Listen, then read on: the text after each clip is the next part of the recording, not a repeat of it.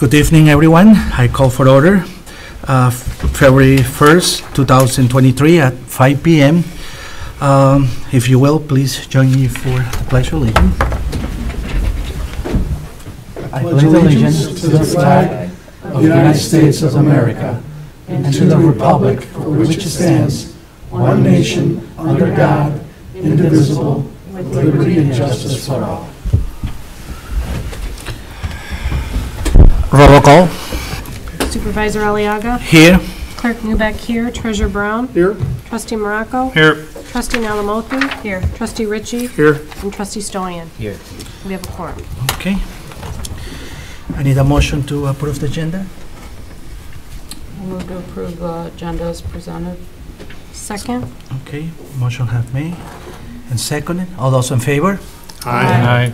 Any opposed? Okay, we approve the agenda. Any board or public announcements from members of the board or the public? No? Anyone in TV land?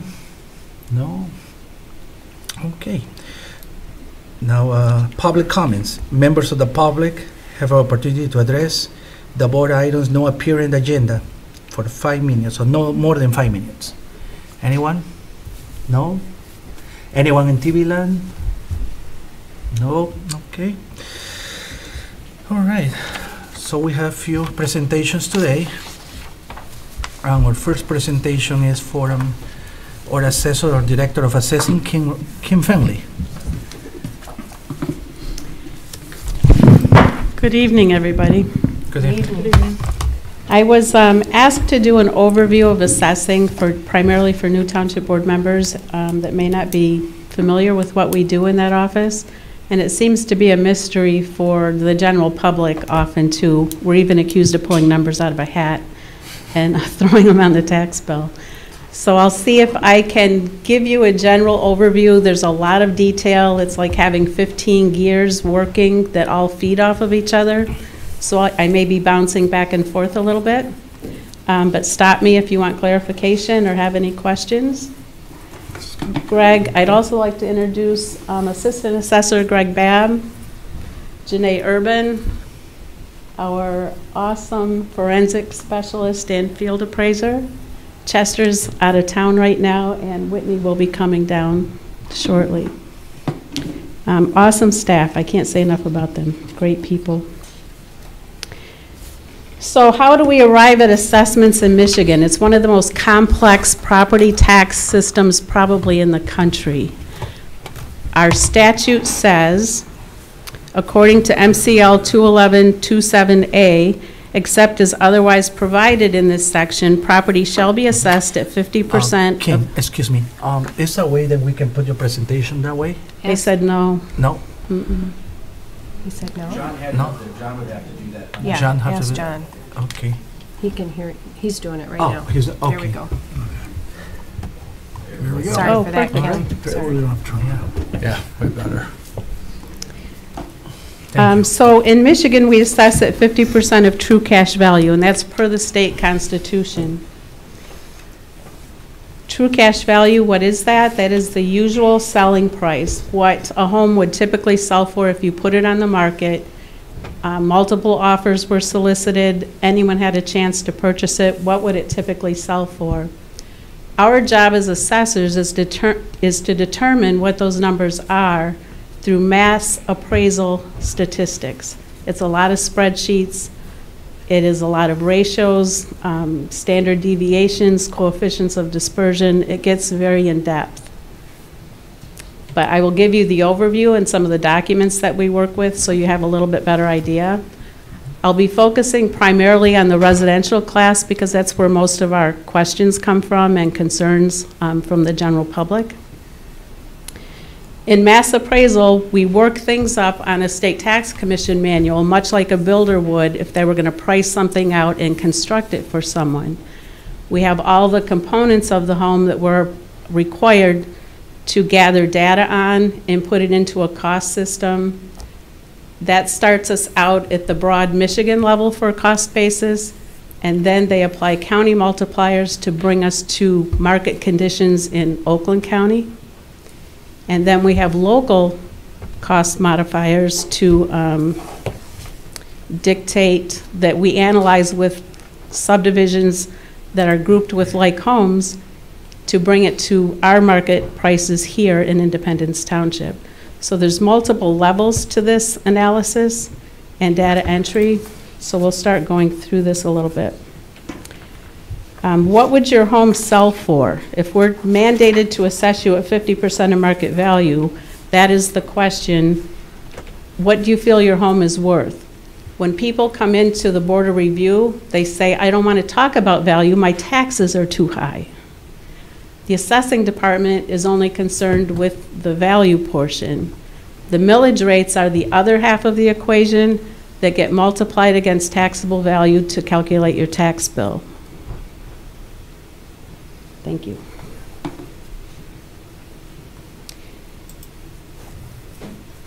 So how does your assessment compare to 50% of market value? That's another question that the residents and taxpayers should ask themselves. If I think that my house would sell for $300,000 and my taxable value is only $100,000, meaning it would be worth $200,000, do you want to come in and file a complaint and an appeal? Probably not. The Board of Review has the authority to increase an assessment also when you come in through the appeal procedures. What are homes selling for in your neighborhood? Thanks to Brian Ottman, we have this really awesome tool. And in the spirit of transparency, you can zoom in on this interactive map, and we keep 30 months of sales history here. So you can click on this, and you can see that this home sold September of 22 for $663,000, what the current assessed value is. And that data is available, and we encourage the residents to use this when we send out assessment change notices. Before you get too worked up and excited, have you looked at what the homes are selling for in your area yet? So we ask them to use this map, and we also put sales studies on our website showing all the sales that were used in the subdivision. It's a question. Treasurer Brown? Would it be possible to add the taxable value onto this screen at some point? So Yes. that people could see that there's often a gap. Mm-hmm. Good We're idea. taking notes back here. Okay.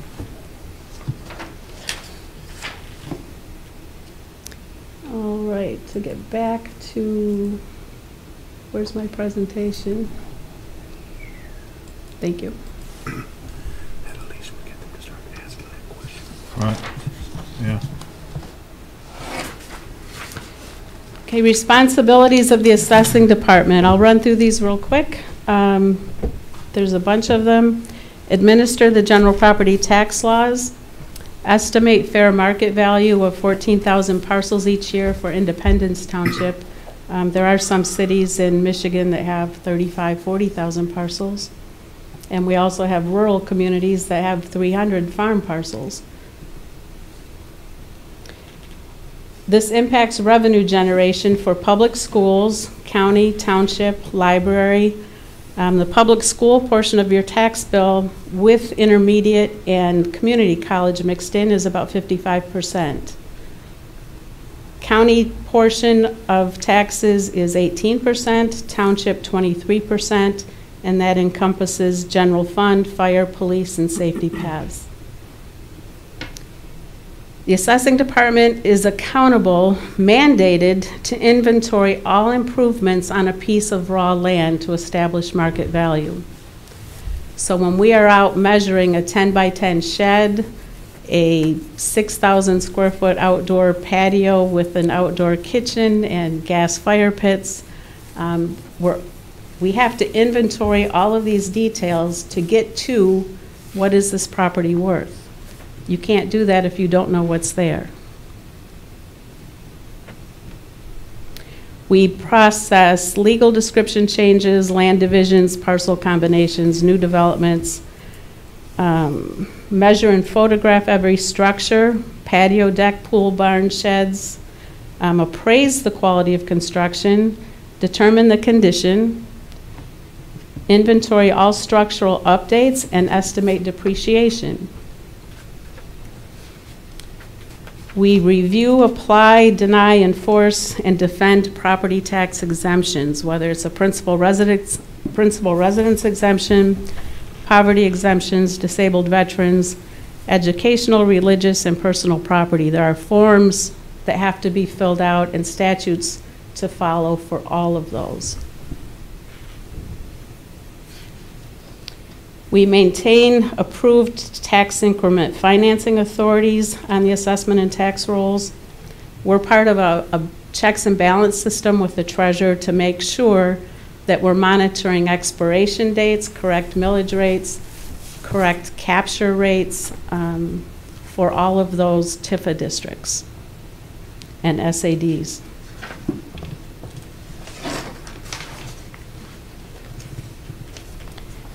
We prepare the roll for special assessment districts, and again, there are so many departments that work together with the township board over contracts, the expiration dates, parcel maintenance. If someone combines or splits a parcel, is the SAD being moved to the new child parcel? So if someone has 10 acres, they split it into 4 pieces, and there was a special assessment on it for sewers, we have to make sure with the treasurer's office, deputy treasurer, that that special assessment amount is getting split up accordingly with all new parcels. There's a lot of bookkeeping and a lot of things that you have to keep in the forefront of your mind to make sure nothing falls off the plate. We have continual training and education to ensure compliance with the Department of Treasury and State Tax Commission.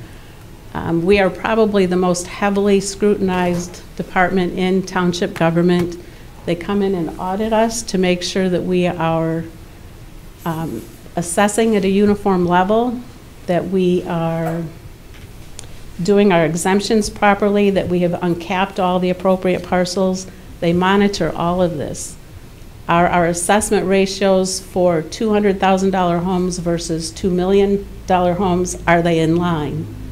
Or are we just being harder on the entry-level homes and not keeping track of the expensive homes? They have a million ways that they monitor us and monitor our assessment roll. Question, Jose? Yeah. Clark Newick? How often are the audits? Some of them are ongoing, and the big major AMAR audit, that's every 5 years. So when are we when do we anticipate the next 5-year? We just AMAR. passed one last year, and they are changing what they're going to review in the next section, and they pick the counties that they're going to do. So I would guess we're 3 to 5 years out 2027, Oakland County schedule again. for the next one. Can we get a copy of last year's audit? It was emailed to the supervisor from the State Tax Commission. The only thing that we were marked down on was poverty exemption application. We had a correction to make to that. We had to remove that you could not own a second residence. Instead, they wanted it included with an asset level test. To qualify for poverty exemption, you could only have $100,000 in outside assets. So that they wanted it lumped together. They didn't want us to say you cannot own a mobile home up in the thumb somewhere, or they didn't want to dictate that. Thank you. We do budget projections and I work closely with the budget analyst, Rick Yeager, for CIA and general fund. And we get numbers from the building official and the planner as to what's coming down the pike. So we know kind of what to estimate into those 10-year projections as to where we're going to be. And that also helps us determine how soon we'll pay off the CIA improvements. Process all principal residence exemptions, rescinds, name changes, transfers of ownership, and uncapping of taxable value for all qualified sales. We assist the Board of Review in processing documents, setting appointments, copying petitioner's evidence, posting, balancing, and reporting requirements to the county and state. The Board of Review occurs in March, July, and December. March is the only time for valuation appeals for residential property. You must appear at the March Board of Review to go onto the tribunal on a valuation issue.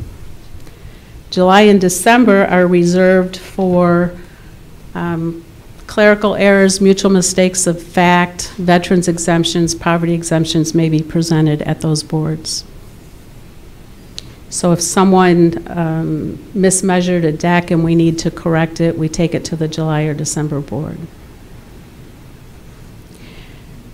Michigan Tax Tribunal, where we defend our work, they have two divisions, small claims and full claims tribunal.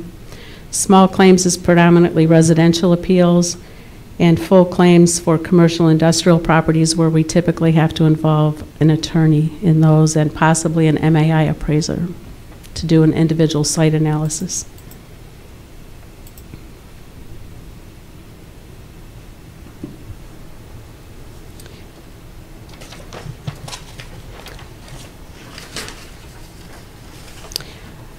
So mass appraisal for property taxation. What do our appraisers do? We do land value studies first. That's the foundation that we have to build off of. So we're constantly monitoring land sales for lakefront, for large acreage parcels, estate-sized parcels, parcels on golf courses. They all have to be broken down and analyzed individually to determine a rate per square foot or a rate per acre. And we compare those to the sales, and then we set our values. And those are published also on the website each year. All structures are measured to the 1/10 of a foot, and the final drawing completed is rounded to the nearest half foot. But when these guys go out, when they're done, if they're not within 3/10 after they go all the way around the building, that they have to remeasure and figure out where they lost square footage at. So when they're in the field, they're measuring, they're listing all the details, and they're photographing, they're estimating depreciation. Especially, this is very important in reappraisal work. When we go out and we do a neighborhood that no one has physically walked through in maybe 15 years, they're looking at the condition to see, have the windows been replaced? Is the siding in good condition? Are the soffits rotting? Is there abnormal deferred maintenance anywhere? Because that's our only time to address that, is when we're doing the reappraisal work, unless a resident calls and says, I think my assessment is too high, will you take a look at this, will you come out? And we can go out and we might find that a resident has lived there 60 years and has never updated anything. And we have the ability to address that for them prior to the March board. But they're trained in all of these aspects of appraisal work. All of the sales that come into the township, we have to review and determine what is an arm's length transaction. Is it typical for the market? Were there any related parties involved? Was it a divorce? Was it an estate sale? Primarily, we really look to see if it was offered on the open market. Usually, or if it was a cash sale. Oftentimes things are discounted for cash and they can close quicker. We went through a lot of that with this crazy market we just had. Many cash sales receive the accepted offer from the sellers. Next, determine if a property has omitted or demolished improvements. This is a big one, because when we go out and we do reappraisal work, or we go out on everything that sells, we're looking to see, is our appraisal correct? Because it determines the ratio of the sale price to the assessment. And I'll show you that in a minute. But if they have a finished basement, or they built a barn and it was not on the assessment roll, it significantly throws off the ratios and the amount of increase that we're dictated to give that area in the next year. So we have to get our appraisal records correct to make sure that we're increasing the entire neighborhood by a fair amount, and not something distorted by improvements that were built without permits. Okay?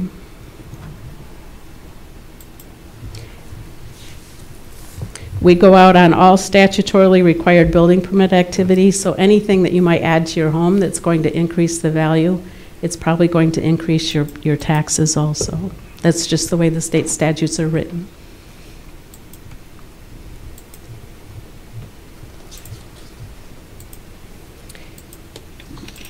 So we input data to generate a cost. We determine the local ECF factors. We'll get into a little bit more of that.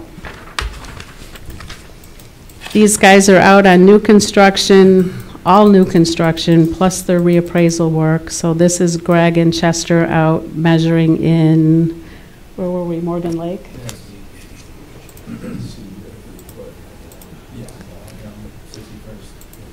So they're measuring foundation, overhangs, exterior wall coverings. They're determining what built-ins are in the home, the gross living area, the square footage of the living area, the number of bathrooms, site improvements such as decks, porches, sheds, gazebos, anything that will contribute to market value.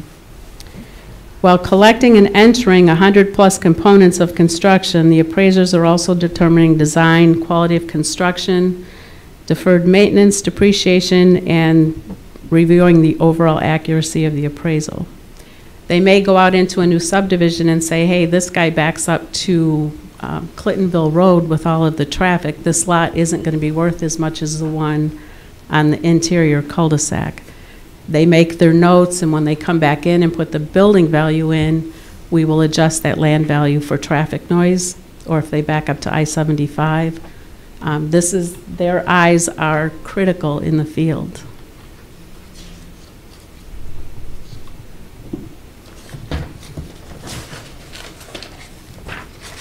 When they're inside the home, especially in the newer construction today, the story heights change throughout the house, which you'll see on a couple sample sketches here. A ranch in the Clarkston Gardens is all one floor, nothing to worry about. You go into Morgan Lake and the foyer might be 2 or 2 1/4 stories high. They have to get inside or go through the building plans if we're not allowed inside and determine where that foyer area is and make sure we're not charging them for 2 finished floors of living space. They can't walk on it. We don't charge them for that second story.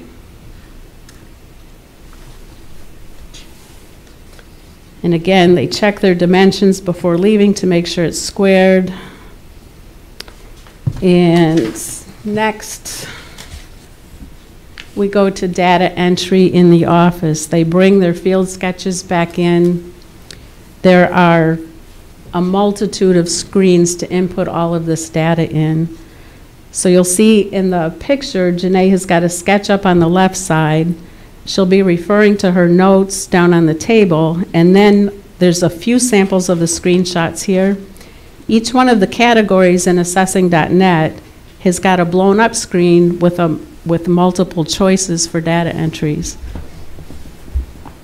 So we have categories for built-ins, the brick on the outside of the home, dishwashers, fireplaces, are they prefab, are they conventional? Are they two-sided? There's all kinds of information that they have to gather while they're in that house. Under the basic building area category, backing up, this is where they put in the square footage for each section of story height and the foundation size. They have to know if it's on basement, crawl, or slab when they put this in order to price it out correctly on a price per square foot.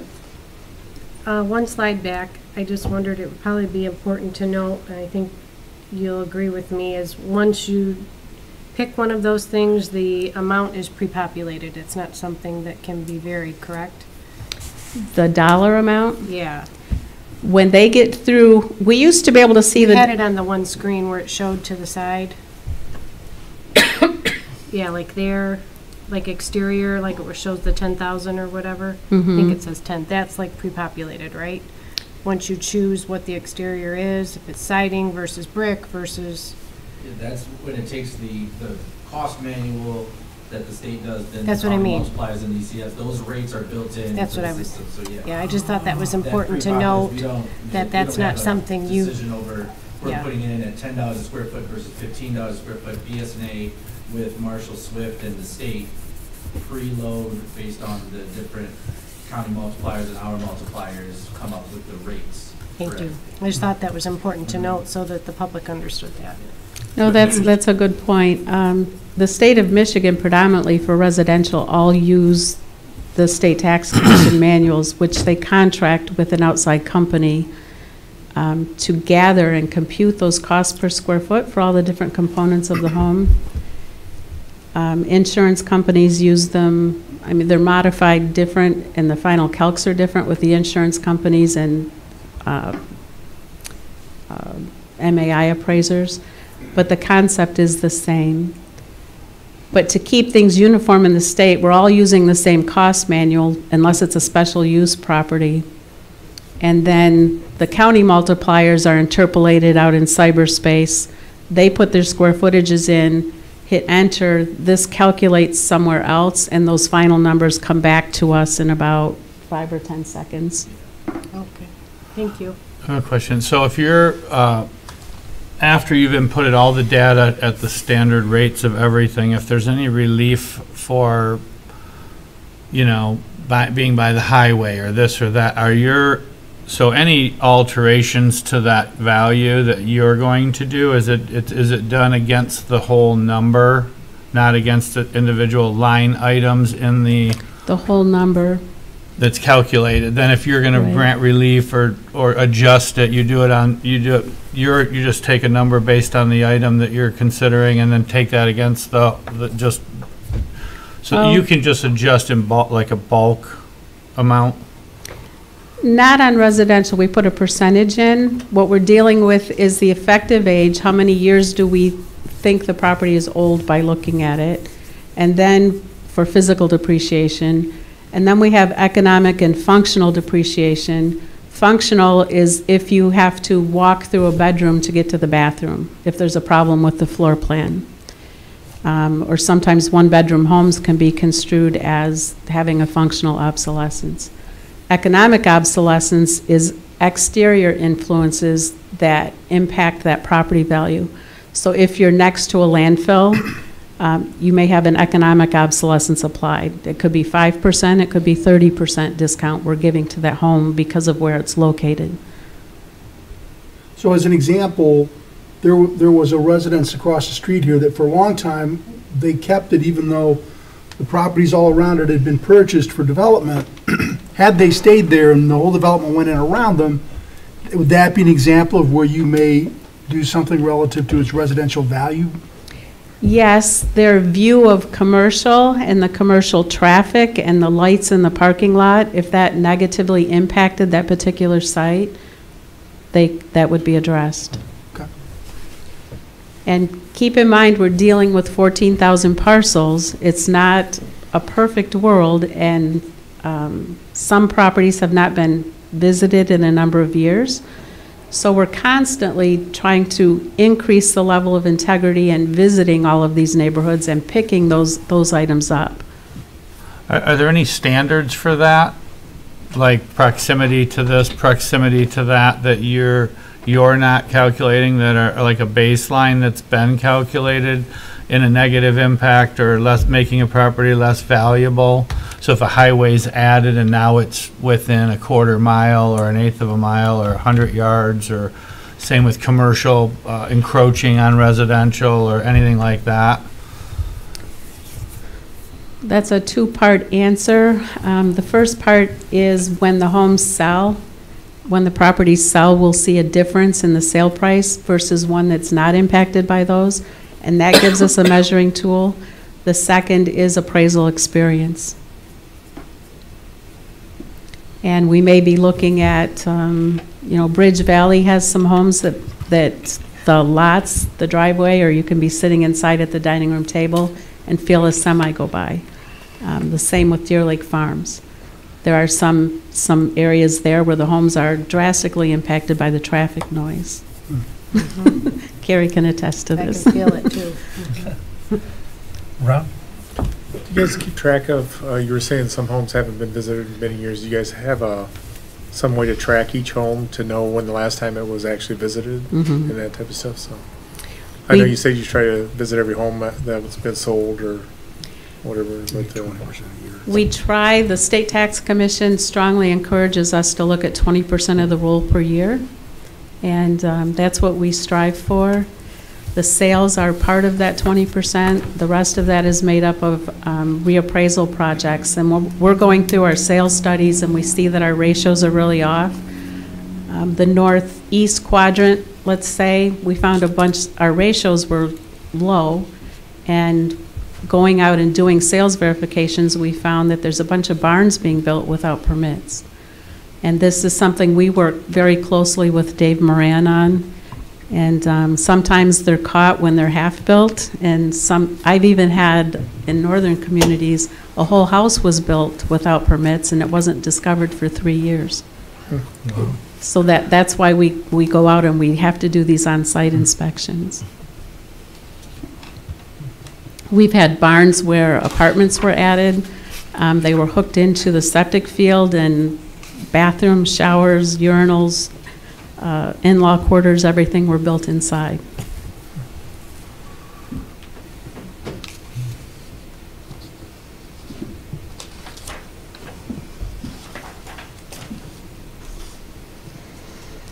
There's several ways to value land. Most of our residentials, we're working towards site values for land, and commercial, especially in lakefront, we have per square foot rates in there.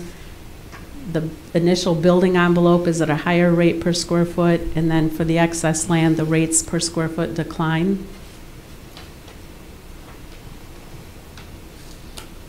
But mostly today, back in the day, the city lots would sell based on how much frontage you had, like in the city of Pontiac. An 80-foot lot would be worth almost double what a 40-foot lot was. And today, the way they build and design developments, everything pretty much sells on a site value. They don't care if you have 300 feet of frontage, or you may only have 45 on a cul-de-sac, and it sells for the same thing as one with a lot of frontage. So we've moved away from front foot values. Next slide. This is a pretty basic home. Can you zoom in on that for me, Greg?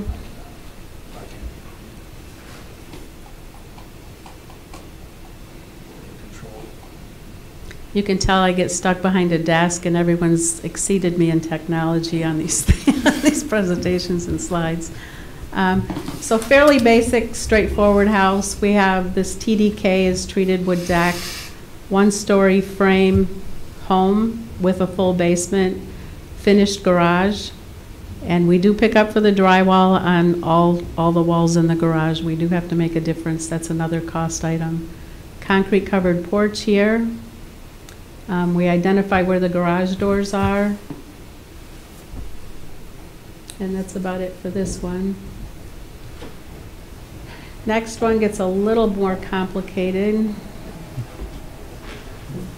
And this is where they're inside measuring the varying story heights. You'll see this area is 2-story frame, full basement.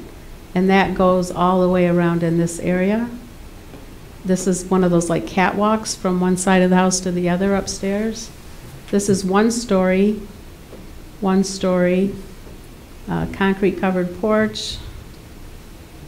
This is a composite deck. There's a different rate per square foot for composite versus treated wood, of course.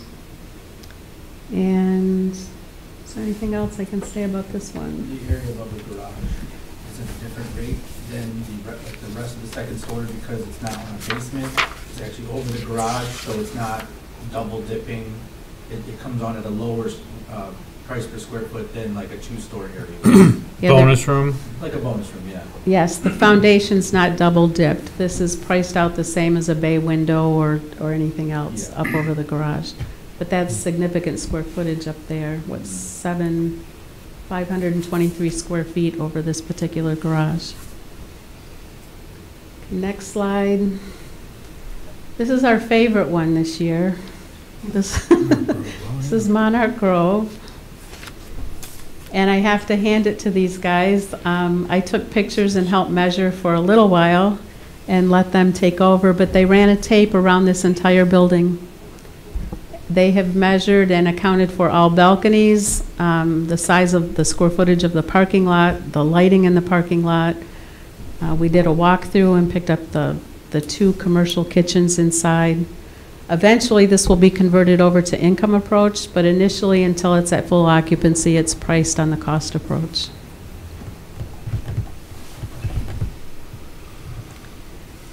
What is omitted property and what does it do to a sales ratio? Now we're getting into the meat of assessing and all of this math and how it impacts each one of us and our neighbors.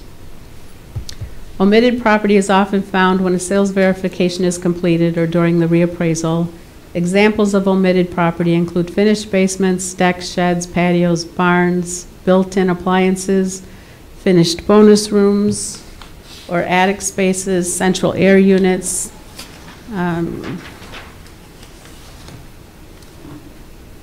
Assessor can add omitted property as new to the assessment roll for the current year, and if we opt to do so, we can go back a year and back bill for an improvement. We can go back further by petitioning the State Tax Commission if we feel that there was fraud involved. Omitted property increases taxable value and can have a significant impact on sales ratios. If not addressed properly, this can impact property assessment increases for an entire neighborhood, not just the parcel with the omitted improvement. Accurate appraisal records are imperative to being uniform and fair to all taxpayers. Here's an example of a home where a finished basement was discovered in 2017 and added to the roll for 18. This is their tax amount without the finished basement. 17, it was $6,899. Taxable value was $218,414. And if I scroll down, I don't know how to get this on the same page, Greg. How do I reduce this? You really need to look at these 2 sections at the same time.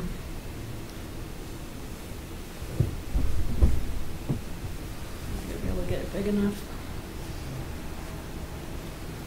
It's a little bit easier to read behind you. The bottom section is where we went in and added the basement. And in 18, the taxes went up to $9,141. That's not taking into account any inflation. For this sample, we're just using the same numbers. Whereas without the finished basement at the top, in 2018, the taxes were $7,466. And you can see the difference in numbers by the time you get to 2022, 9,500 versus 7,800. That's a lot for finished basement. Were there any changes in ownership? Not on this one. So that $2,000 is just for the finished basement annually? Correct.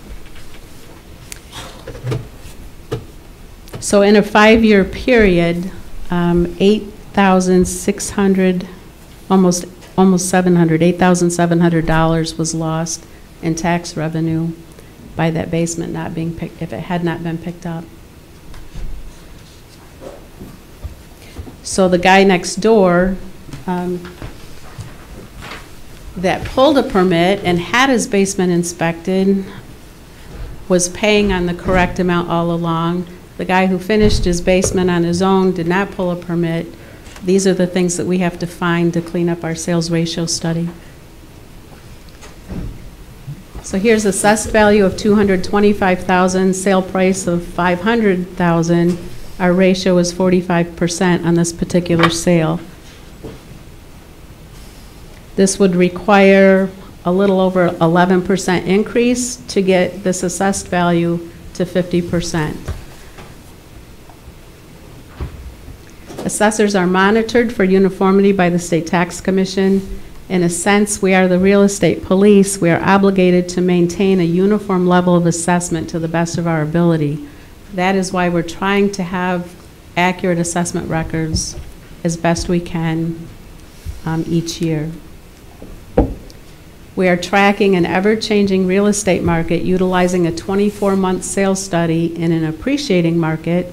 And what that means is for 23 assessments, we're using sales that occurred from April 1 of 2020 to March 31st of 22. We are always behind the market in an appreciating situation where values are going up.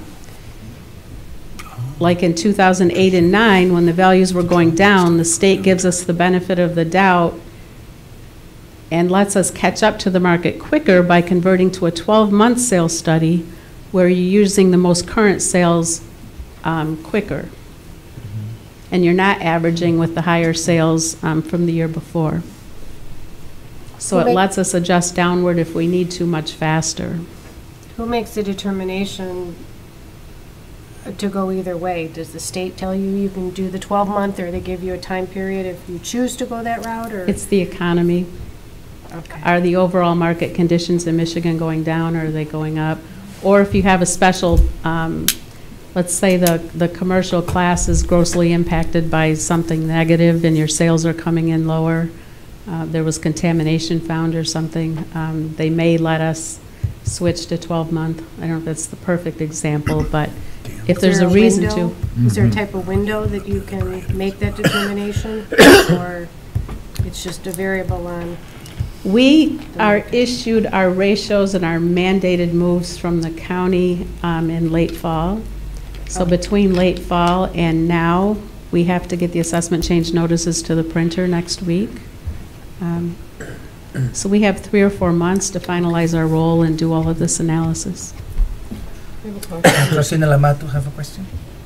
I have a question on, let's say you're out and about checking in a home, somebody has a deck or something that's falling apart, but things were under warranty, and to you it looks like they're getting a new something, but it's really just a warranty that's being replaced. I mean, do you come and ask what's going on, or do you just walk around the property, take your pictures, and go from there? So we never enter a property without knocking on a door, and we don't insist on seeing the property or going inside. We're extremely friendly in that manner. If it's being rebuilt and there's problems with it, I would hope they would tell us we were at the door.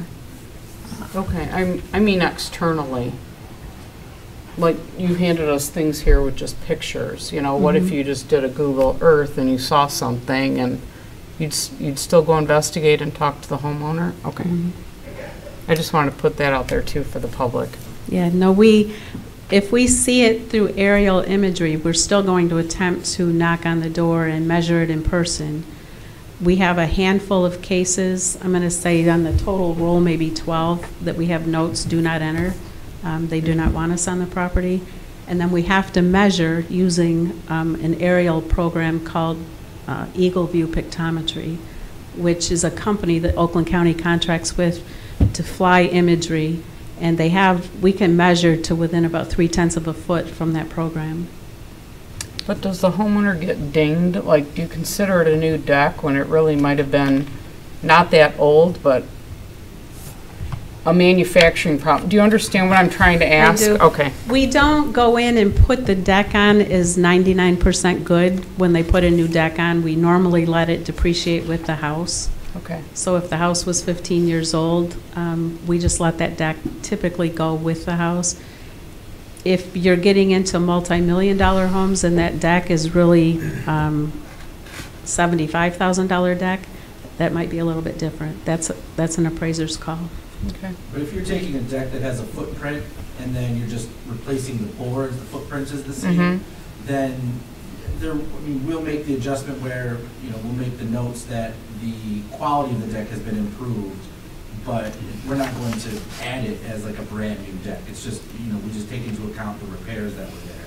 They're just maintaining it. The footprint is the same. Now, if you completely demolish a deck and rebuild something that has a different footprint, then the value for the old deck will come off as a loss to your taxable value, and then the value for the new one, they'll kind of net each other out to give you like a value that's a portion of what would be new. So you do get the benefit of the value coming off as a loss, that nets with the amount coming on as needed, so it's not like a complete double. If, you know, we're getting up to where the $500,000, $600,000, $800,000 homes are a norm for us, and if they're going to tear a deck off on a 20-year-old home, it's very seldom they rebuild the exact same deck.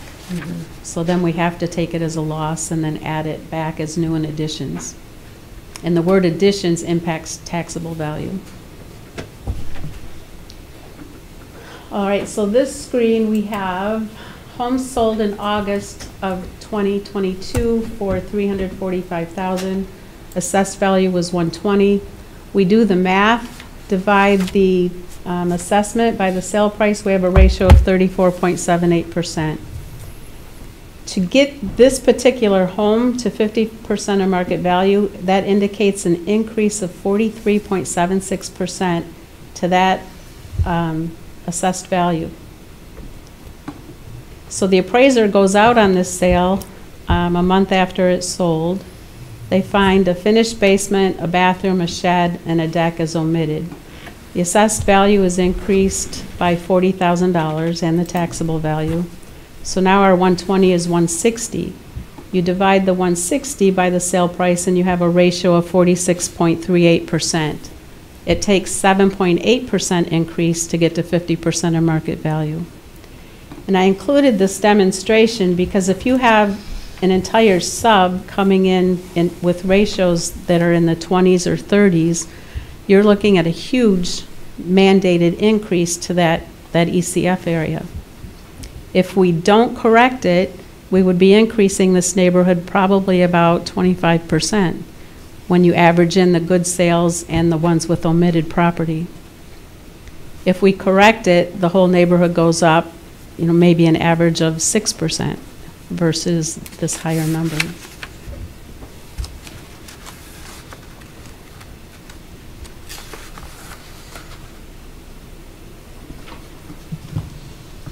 And it's okay if your eyes glaze over at this point because this is pretty dry, pretty dry stuff.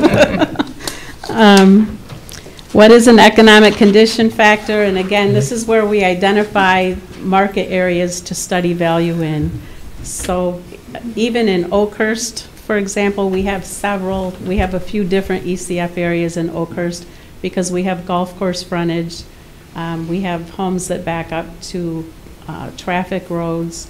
And we have homes that are, you know, in the back 40 that don't touch the golf course and don't have a great view. They could be anywhere. So we break those down and we study all the golf course sales together and we study the non-golf course front separately.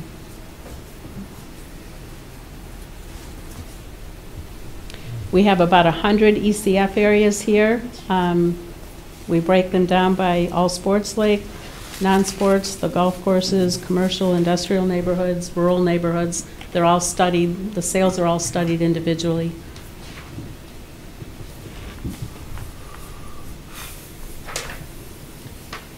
This, all of those dots represent sales, and you'll see the 50% ratio mark in the center of the screen. When we get a raw sales study in from the county, they give us a report from Register of Deeds. This is everything that has sold. So if we put it on the scattergram, the sales are all over. The more of those dots that are low, at the 40% mark and lower, really need to be investigated because that's a huge increase that's being dictated for that area. So after we go through and do our sales verifications and pick up omitted property, this is what we hope it looks like. After we have corrected all of the appraisal records and weeded out divorce sales, estate sales, anything that wasn't listed. There's a whole list of bad sales that we can disqualify from a sales study for those reasons. Oh, this one really needs to be blown up. This is our actual ECF study that we are monitored to have with by the state of Michigan. How do I go left to right? Okay.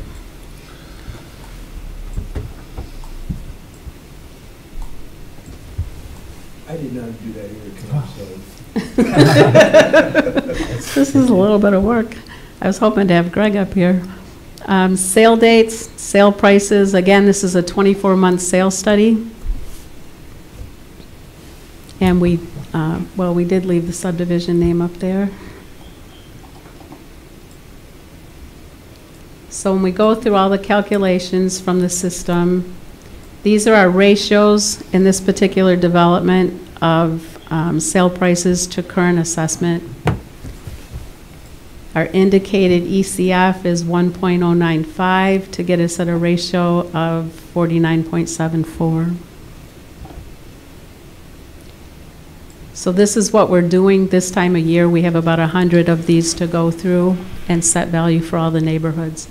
So you can see how if we had ratios in here in the 30s and in the 60s or 70s, it really impacts this final ECF.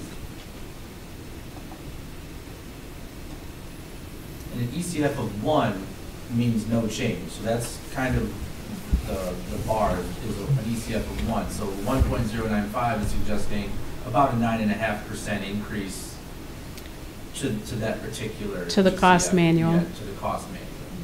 And that's based on the sales, and it's the overall, like all of the assessed values in total divided by all of the sale prices in total. So it's not an average of ECFs, it's like the actual total dollar amounts of all of the sales to get to that indicator. And then this is where they measure us on how well we're doing our job, the standard deviation, which is the spread, the array of the ratios. How great or how low is that number? The lower, the better. And when we go through our audits, if we're over 10 or 12 here, that's a red flag to the State Tax Commission.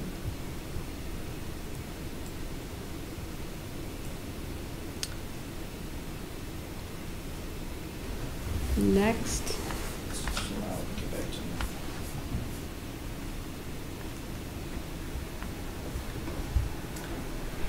What happens when there is a transfer of ownership in Michigan? This is where Proposal A comes in. Prior to Proposal A, all assessment increases were based on the actual market, and now we're capped at the rate of inflation or 5%, whichever is lower. So as a sample here, assessment in 21 was 2078, taxable value because the people had lived there, let's say 7 or 8 years. Their taxable value was lower because they were capped at the CPI. The home sells the following year in 2022, the state equalized value with a market increase goes to 215.7. The taxable value is uncapped to equal that state equalized value. So taxes by the prior owner were $5,390. For the new owner on the same house, no changes, $6,922. Next slide. Each year, Quick question. Commissioner Brown? We get lots of people, and I know to your office and to the treasurer's office, whose taxes double. You know, you buy a home, someone's been in it for 30 years, and the taxes can double.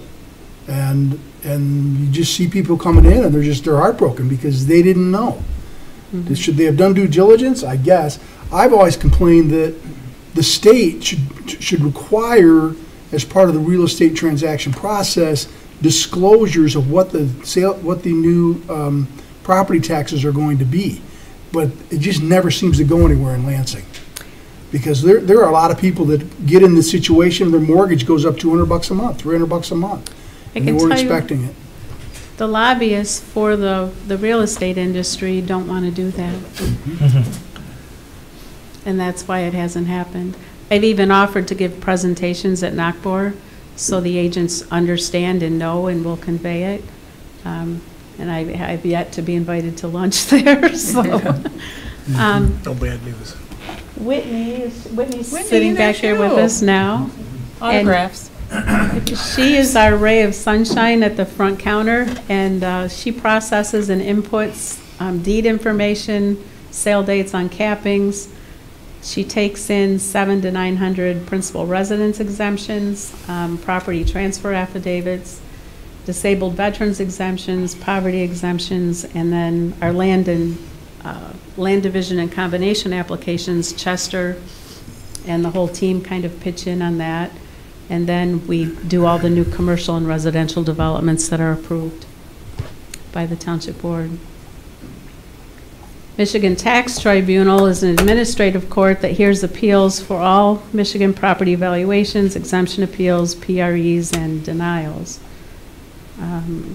We've gone over the 2 divisions, small and full claims. We're tasked with defending those. For a residential appeal, we are pretty much doing the same sales comparison that a bank appraiser would do for your mortgage. Except better. So when we go to the tribunal, we're doing the sales grid. And we have the subject property and all of their amenities, the last time it's sold, their square footage, is the basement finished, is it walkout, central air, jacuzzi tub. And then we're pulling comps for each person who's appealing at the tribunal level. And we're coming up with an adjusted value at the bottom. We adjust all the sales to match the subject. And I have to say, if we're in the wrong, we will work with the taxpayer and we will come to an agreement and stip out on something like this. If we have 7 sales that support our assessment, we have to go all the way through the hearing. But we're very friendly, very approachable. Let us take a look at it and see what we can do. But the Board of Review oversees our work. And if they come in and the Board of Review denies them, chances are the market is present that supports our value.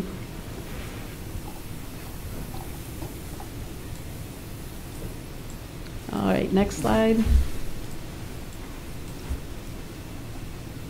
PDFs.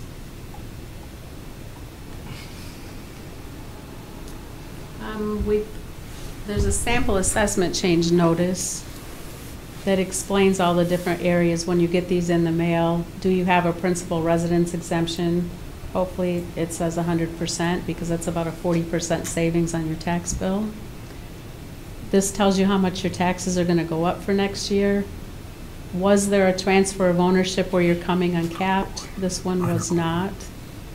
This box would have the dates for the Board of Review meeting times and instructions to call the assessing office to make an appointment to appear before the board.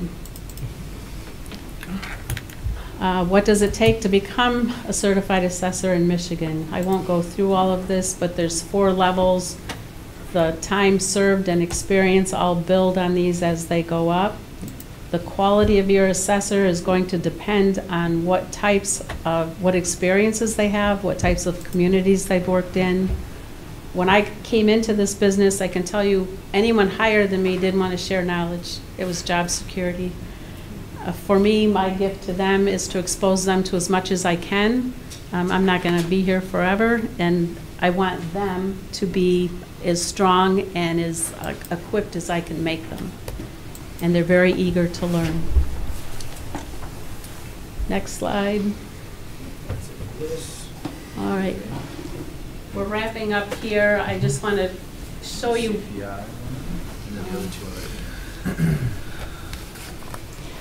So Proposal A came into place and it saved everyone a ton of money by not having to calculate tax bills based on the state equalized value. This is just to show you what the CPI rates have been since 95. And if you'll notice, for 2023, we're getting a full 5% for the first time ever.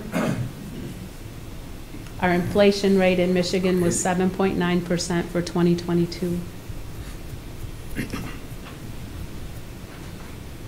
What happens when we take all of these assessments and put them on a spreadsheet? this is our warrant for the county that I work with Paul on. All right, I clicked on something wrong here.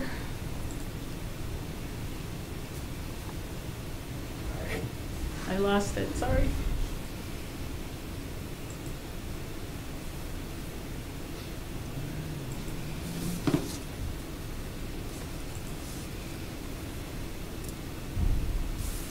There we go. So this is just a sample of the spreadsheet for summer and winter tax billing amounts and all the different entities that have millages and the levies that are being collected. So we have millage rates, taxable values, the calculations here for tax dollars, and then any MTT cases we have, July or December board adjustments. Everything is accounted for and balanced 3 ways between assessing, treasurer, and the Oakland County Treasurer's Office. And the last slide, right here. Okay, this is a fun one that involves Dick. And this is where we work on projecting how soon we will pay off CIA improvements.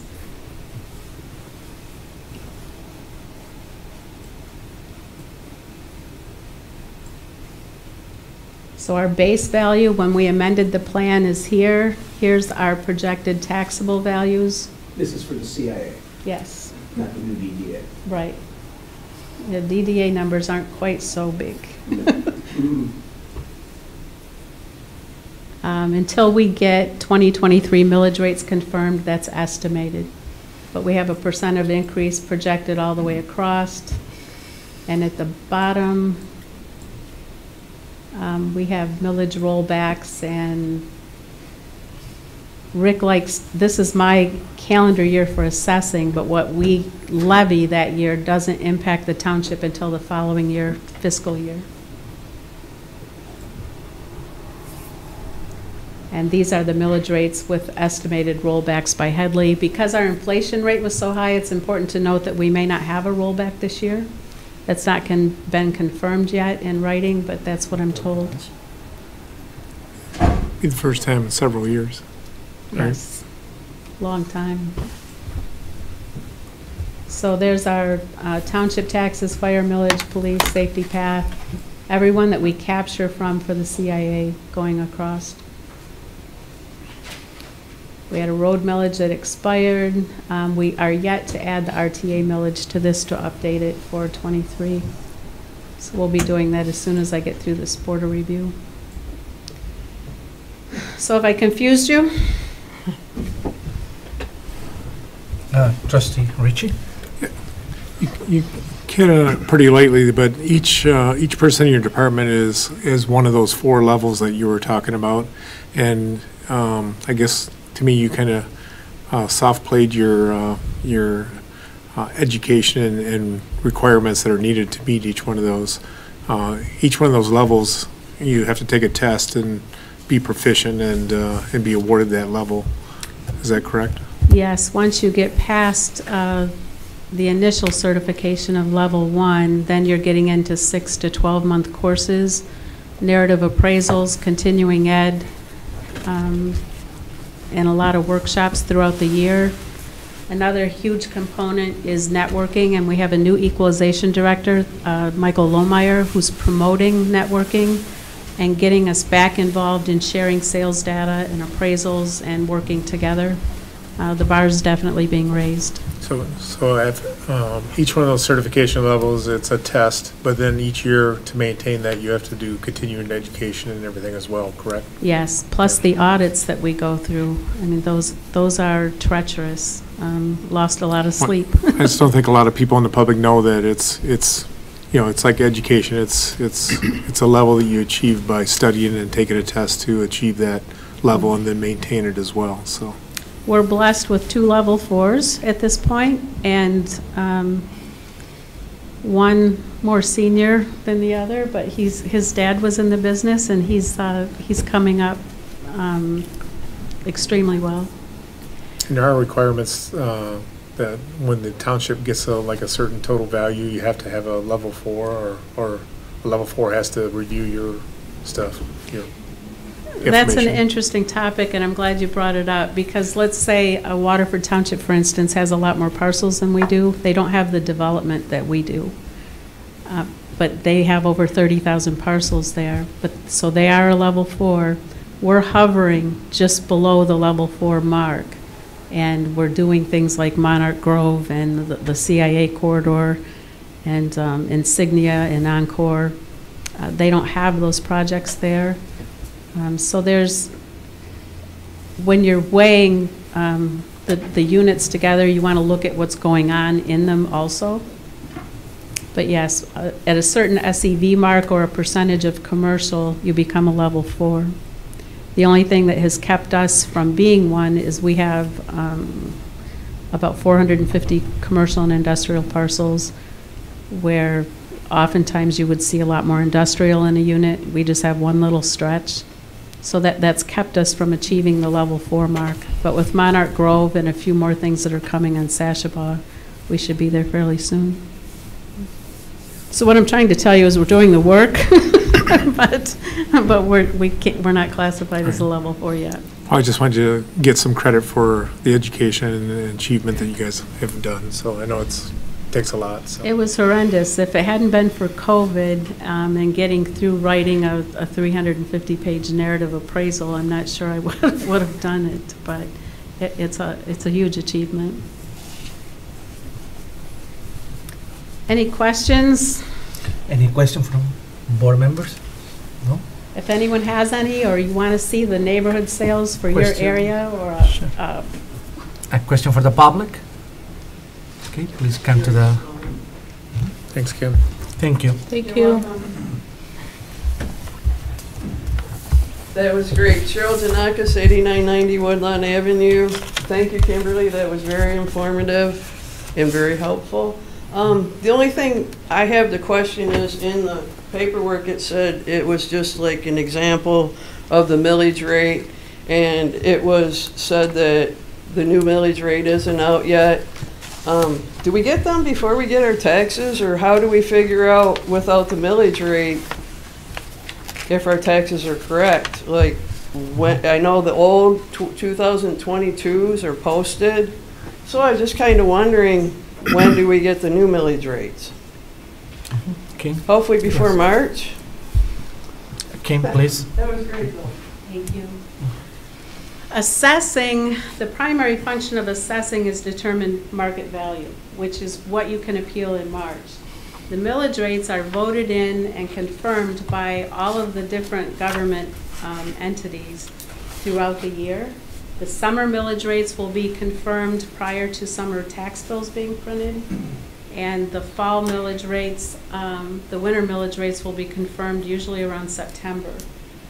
But we have to get through this process, establish what the values have done, what the CPI is going to be, what the millage rollback is going to be, and they don't do that until after March board. So they can't finalize any rollbacks and millage rates or confirm them until about April or May. Okay. Any other questions? Well, it says that the formula, and I know this is the formula, is the mill times the excess value, and so if we're going to figure out if our taxes are correct, we should be able to do that before it's too late to go to the Board of Appeals, unless I'm misunderstanding. This is for Probably I next am. year's tax bill. These rates are for next year's tax bill. And the Board of Review, I'll let her. 2023. Mhm. This is 2023. On your assessment change notice, we showed you where it gave you an estimate of what your taxes were going to do. Mhm. That's using 22 rates. Right. The 23 rates, we can't give you a more accurate estimate until those rates have been confirmed and adopted. But then wouldn't it be too late to go to the Board of Appeals? You don't go to the March board on taxes, only on the value of your home. Oh, okay. Okay. Thank you for clearing that Okay. up. Okay. Thank you. Thank you, Cheryl. Thank you, Kim. Any other questions? Any member of the public? Anyone from TV Land? Okay. You can move to next, right? Do you want to? You okay? Thanks, Kim, and your team for everything. That was good. Thank you. Yeah, it's only been Yeah, an hour. thank you all. What? Good It's job. only been an hour. Yeah, let's keep going. Okay. Okay, moving on. We had the, thank you, Kim. Thank you, Kim. Your presentation, very nice. Good job. Absolutely. Educational. Very good. Next, we have Aaron 2, request to accept the Township Board of Trustees, the ethics guide and manual. This is basically the training that we agreed before. I need a motion for this. Right here. I thought we were gonna go through the guide.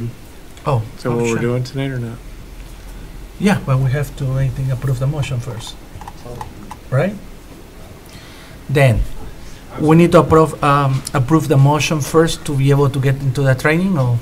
No. No? No, Oh, we have just, to- Yeah, we have action items after. okay, Yeah. all right, so, Kim, Oh, I before you see. go, Kim, before you go, I just want to say that it is reassuring to me, working with your assessing department on both the CIA and the DDA, since Kim has taken over, having a lot greater level of comfort in the projections that come out, and the working relationship that we've had has just been fantastic. That's all I can say. And the one thing about Kim is, if she doesn't know the answer to a question, she's got a lot of resources that she can go to, because she's pretty well connected, has people, county equalization, fellow assessors, and it's been really a pleasure for me to work with her. Thank you. We have a really strong team right now administratively in-house with Dick and Brian and Rick, building official. I can't say enough about everybody. Thanks, Kim. Thank you. And my team, yeah. okay? Yes, I didn't mean to just bump it, but I wanted to say that before she Sure. left, Mr. Supervisor, so. thank you. Well, Dan and I have a presentation for you tonight that's, it may seem on different subject matter, but really is all completely related. Mine is really probably going to be the shorter part of the two. I know that's a relief.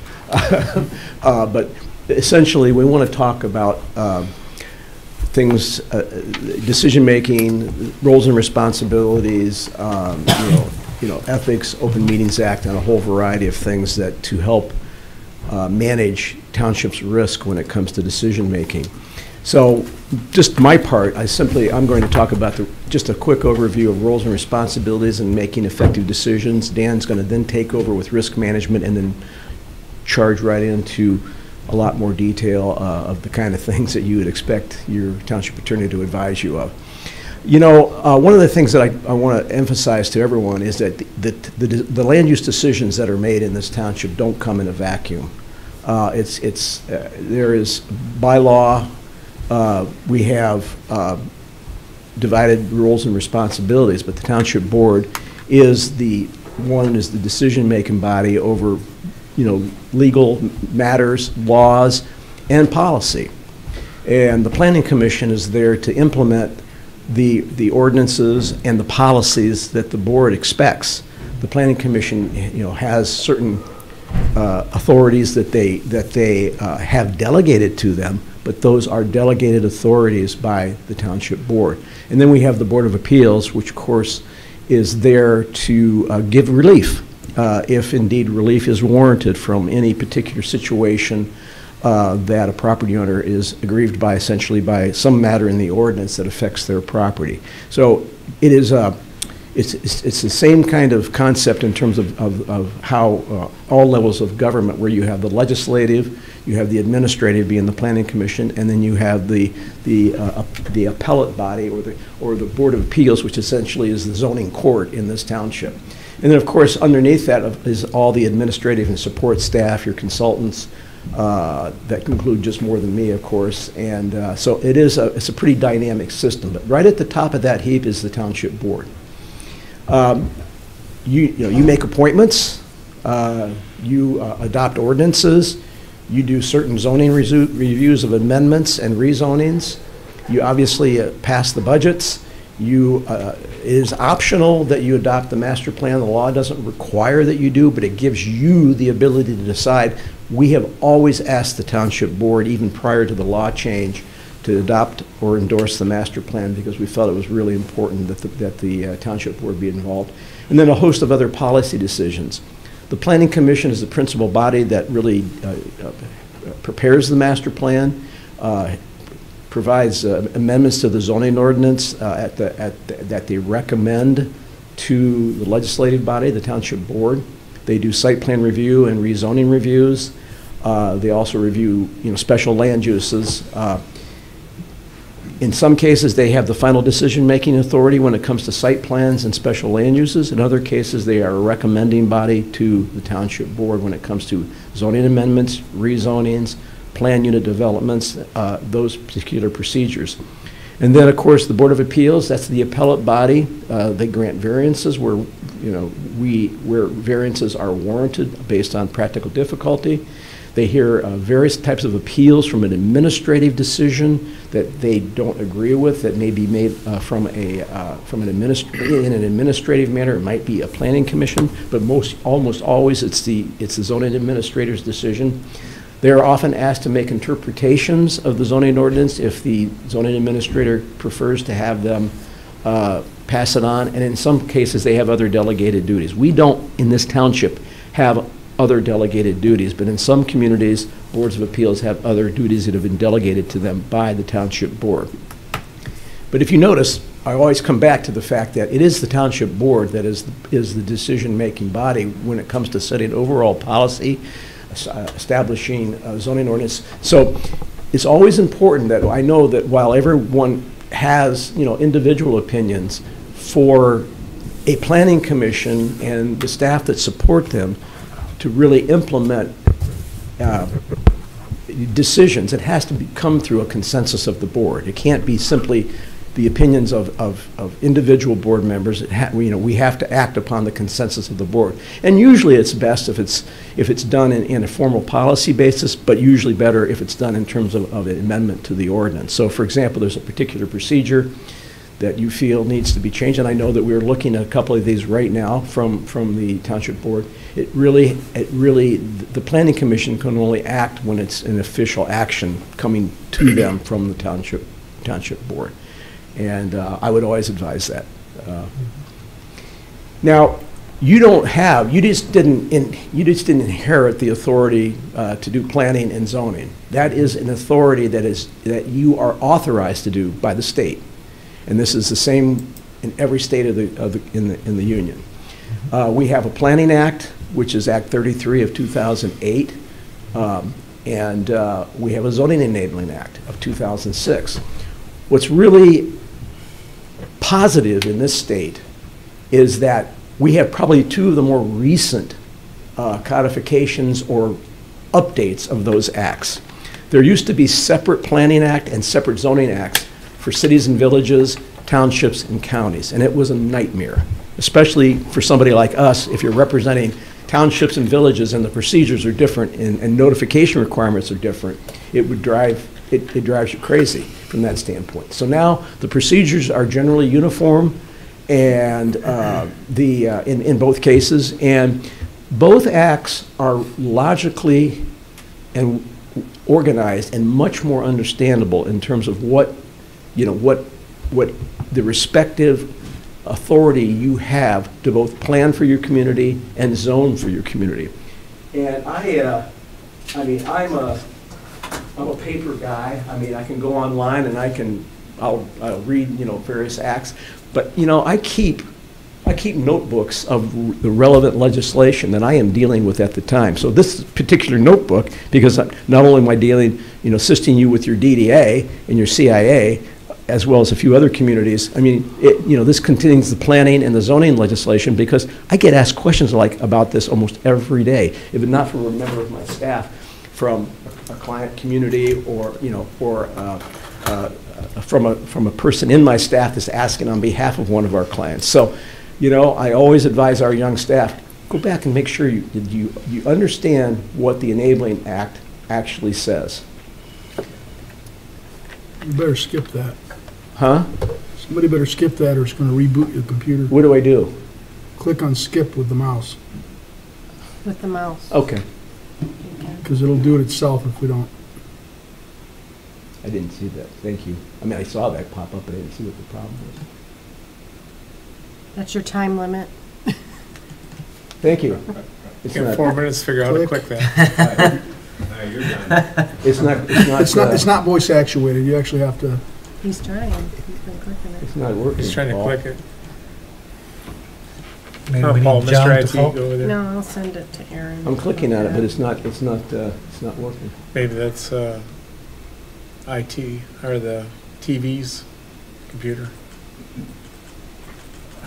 Probably. What should I do? Go like this with your finger. I am. Just keep going and I'll send it I'm just to messing Aaron. Click it. I think you're okay. No, that's not gonna do it. Good try, though. It's not you. It could be. Oh, okay. Good job.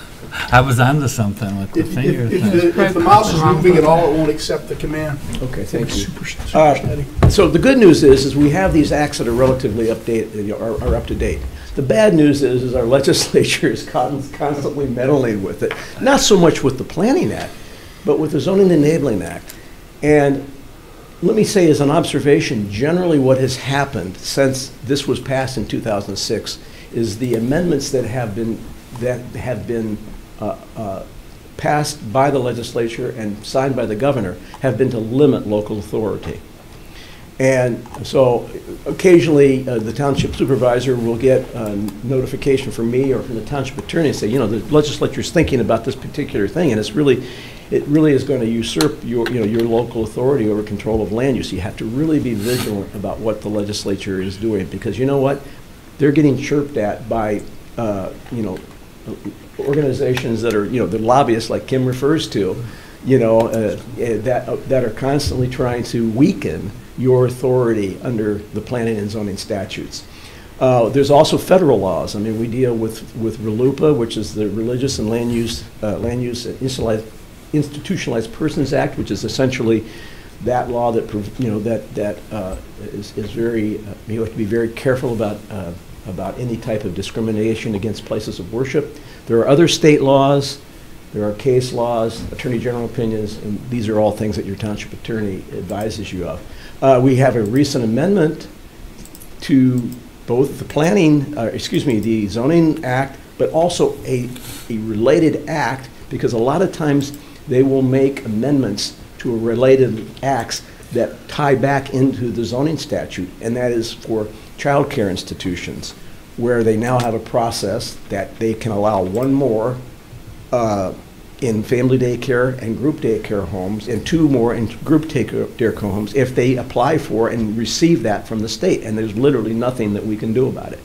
So I'll be discussing that with the Planning Commission next week in terms of making sure our ordinance is up to date and reflects that particular amendment that has been made. There are really two types of approvals. We have non-discretionary, which is generally zoning administration and site plans. In other words, if you meet certain standards, it's non-discretionary, it's straightforward. If you meet all the site plan standards, there are obviously some areas of judgment, but generally, that's generally termed to be non-discretionary. But then we have discretionary standards. You have special land uses, you have plan unit developments, and you have amendments. And of course, the latter two are what the township board gets heavily involved in, because we've had quite a bit of that kind of activity in the township. With discretionary decisions, it doesn't mean that you don't rely upon some standards. You rely upon the standards of your ordinance. And your ordinance has, very, very, they have standards that can be very broadly interpreted, but still need to be, in the judgment of a planning commission or a township board, need to be utilized in making those kinds of decisions. In other words, documenting your basis based on the standards of the ordinance, why you're either going to do or not do something.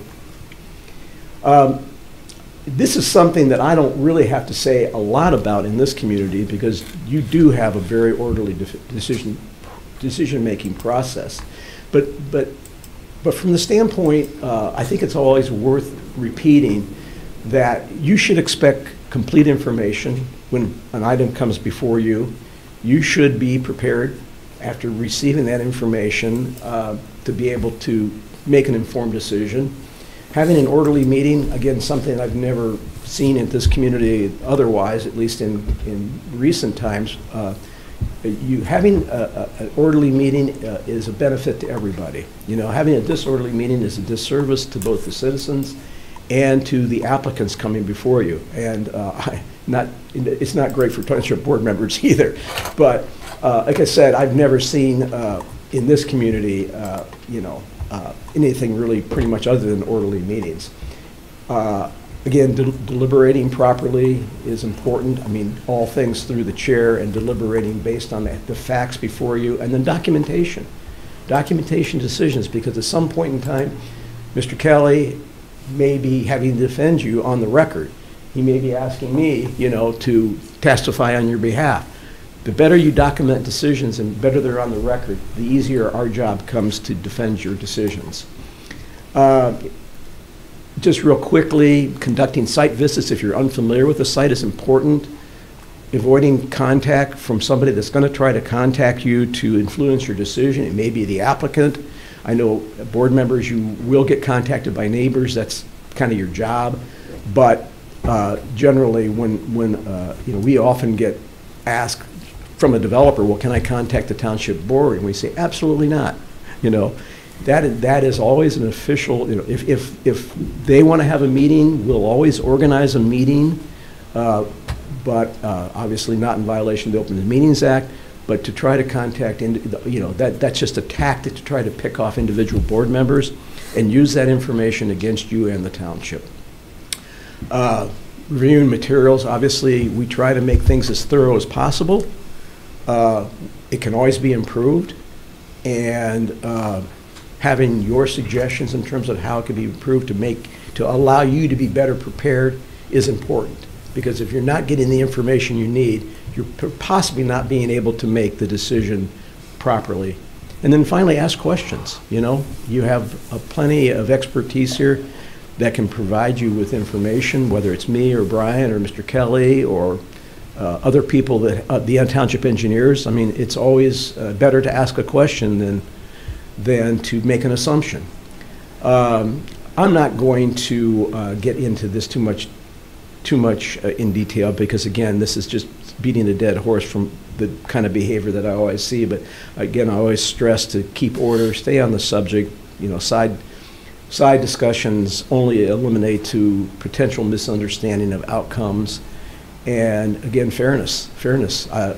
Both Dan and I have seen lawsuits, maybe frivolous, just because an applicant felt that they were treated poorly and trumped up things against the community, whether they were accurate or not, just because they felt they weren't treated fairly during the process. So I think we always try to do that, and this community does a very good job of that, but it's always something to keep in mind. Just real quickly, I think there's a benefit for formality in your meetings. It brings a sense of order, and it does demonstrate that you are serious and professional about the way you do it. And again, this community, both the Planning Commission and the Township Board, clearly do that. I think it's always something to keep in mind that it's allowing disorder or a lack of formality really doesn't benefit you, and it doesn't benefit your ability to make decisions. So the degree of formality means that you're here for business, basically. Thank you, Mr. Carter. I'm not going to talk about motions or debates. You all do this very well.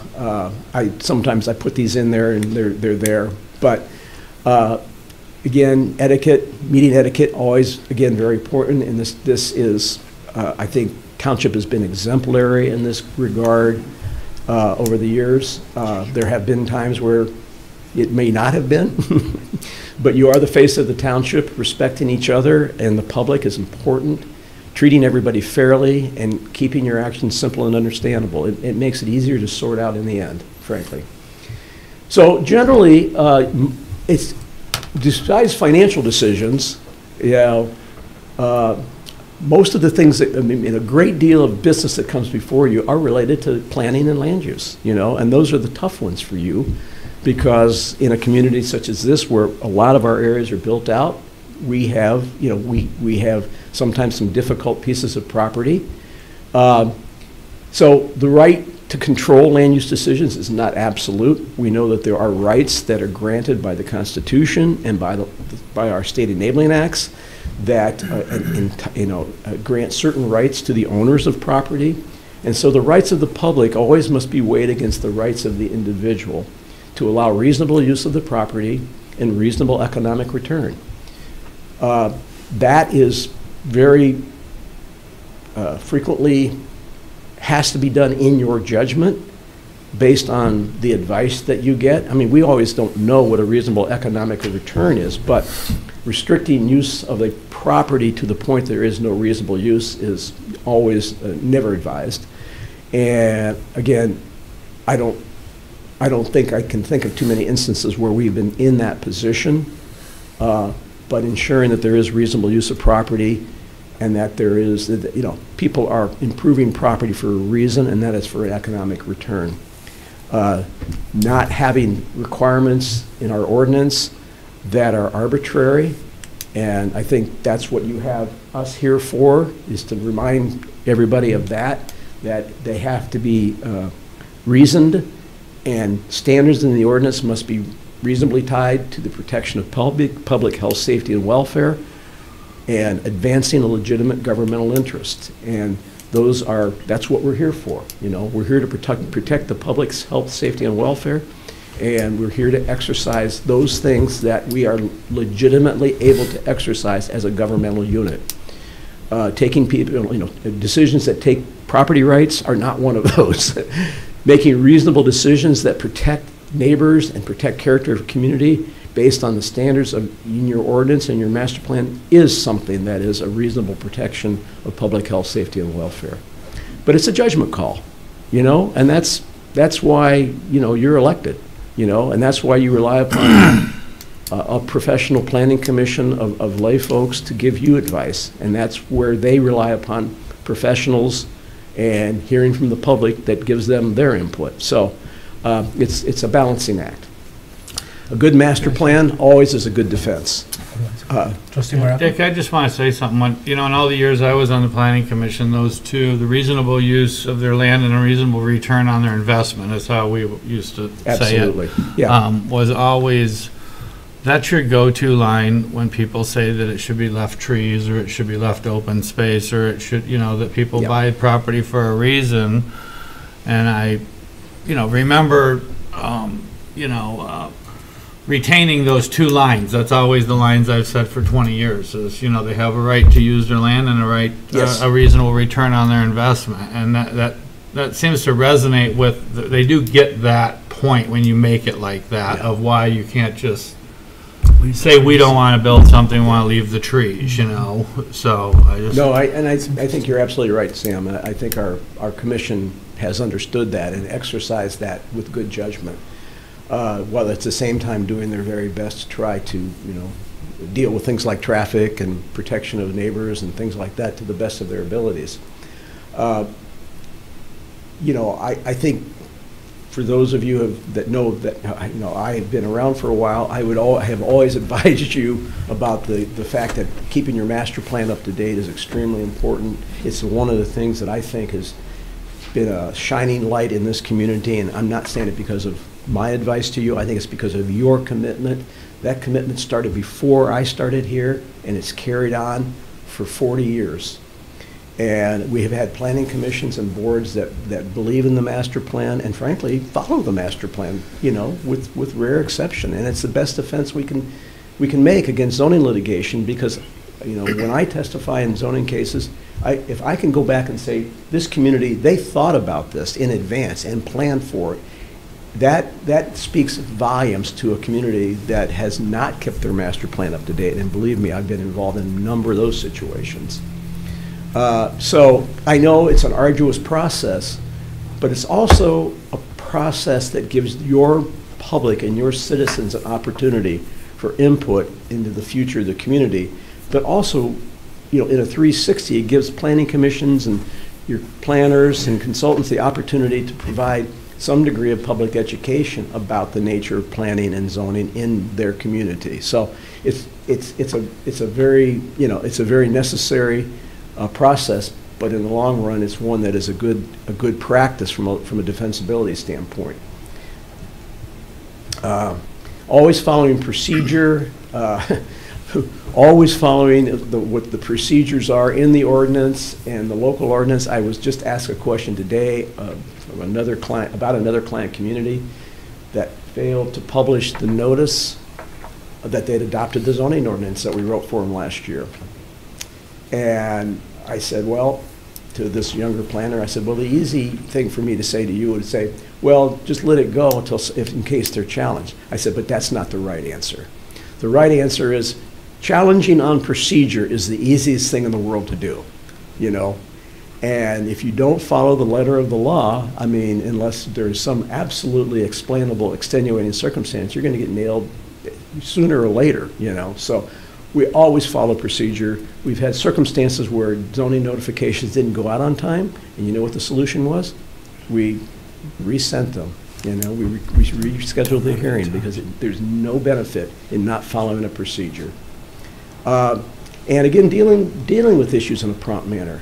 Again, I would see, I mean, there are obviously things that hang on for a while, but they're being dealt with, you know. I mean, you know, I think the Eagle Ridge is a great example of something that's being dealt with, but we have been trying to deal with the road issues out there as promptly as that situation will allow.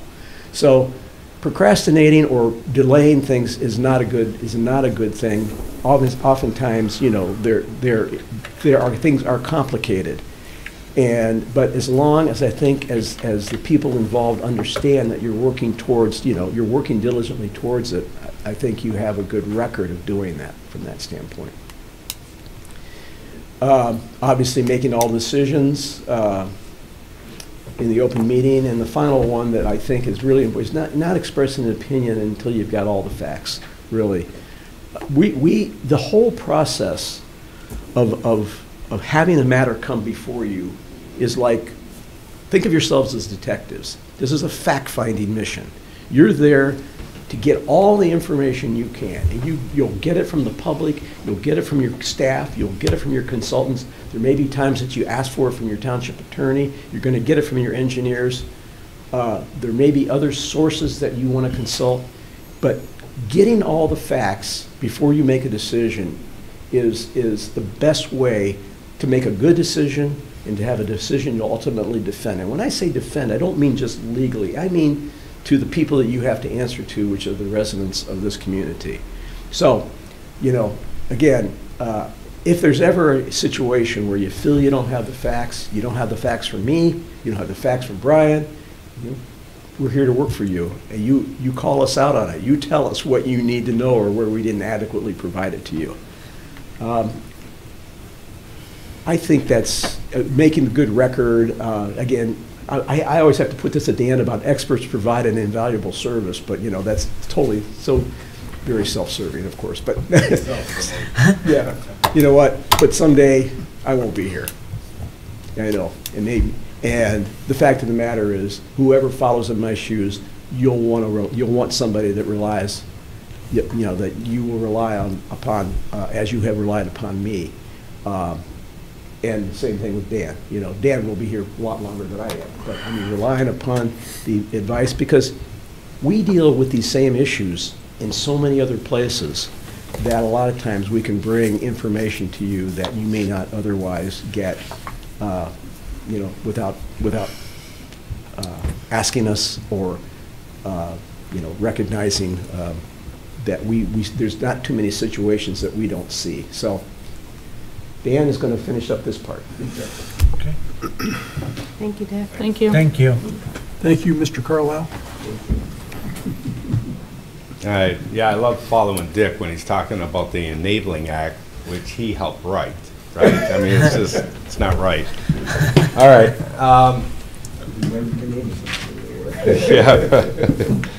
All right, risk management. This should have probably gone at the end, but first point is that we can't avoid litigation. We're going to get sued. Sometimes those are frivolous suits, so you can't always regulate your activity based upon the fear of litigation.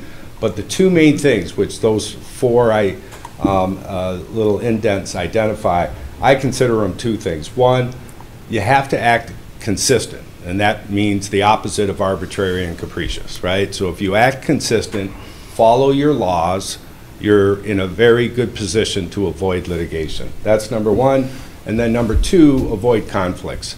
Most of the lawsuits that we handle involve one of those two, if not both.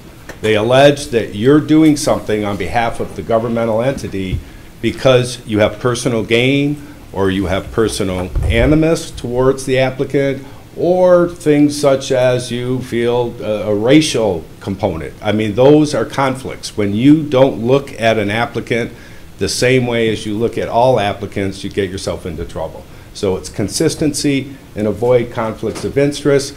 The last item right there is keeping good, accurate records, is really to help you defend the case once the case is filed. So that's the first thing about risk management. All right, so when do you have a conflict of interest? Well, these are pretty obvious, okay? Obviously, if you're an applicant, if a relative is an applicant, if a business associate is an applicant, or you have close ties to an applicant. The only thing that's missing there, in my opinion, is that if the opposite is true, right? If these are all close ties in favor of the applicant, but the same is true if you have something against the applicant, and your decision is influenced by, again, your bad feelings towards the applicant for any reason. So whenever those exist, and generally that's what the last line is that if you have to ask about it, chances are there's a good chance it does exist. And in those cases, you should consult. In the cases of zoning issues, you can consult Dick or even the township attorney to talk about whether or not you actually do have a conflict in a case. When it comes up, that's the procedure. In townships, the procedure is you state the conflict, you basically request from the rest of the board that you be recused from the vote, and the board actually either accepts that request to recuse or they don't. And we've even had some of these discussions in front of this board in the last couple of years where the board didn't feel there was an actual conflict. But for the person that feels there might be, you're protected then. You brought the conflict to the notice of the rest of the board, and the board decided, no, we think that there is no conflict, you can vote. But you're protected, and the township is protected in those cases, more protected in those cases when it comes to a lawsuit. All right, Dick's already covered this, that zoning must provide a reasonable use, and the second point, the use need not be the most profitable. What you should be thinking about in terms of litigation is what I call the difference between regulation and prohibition, right?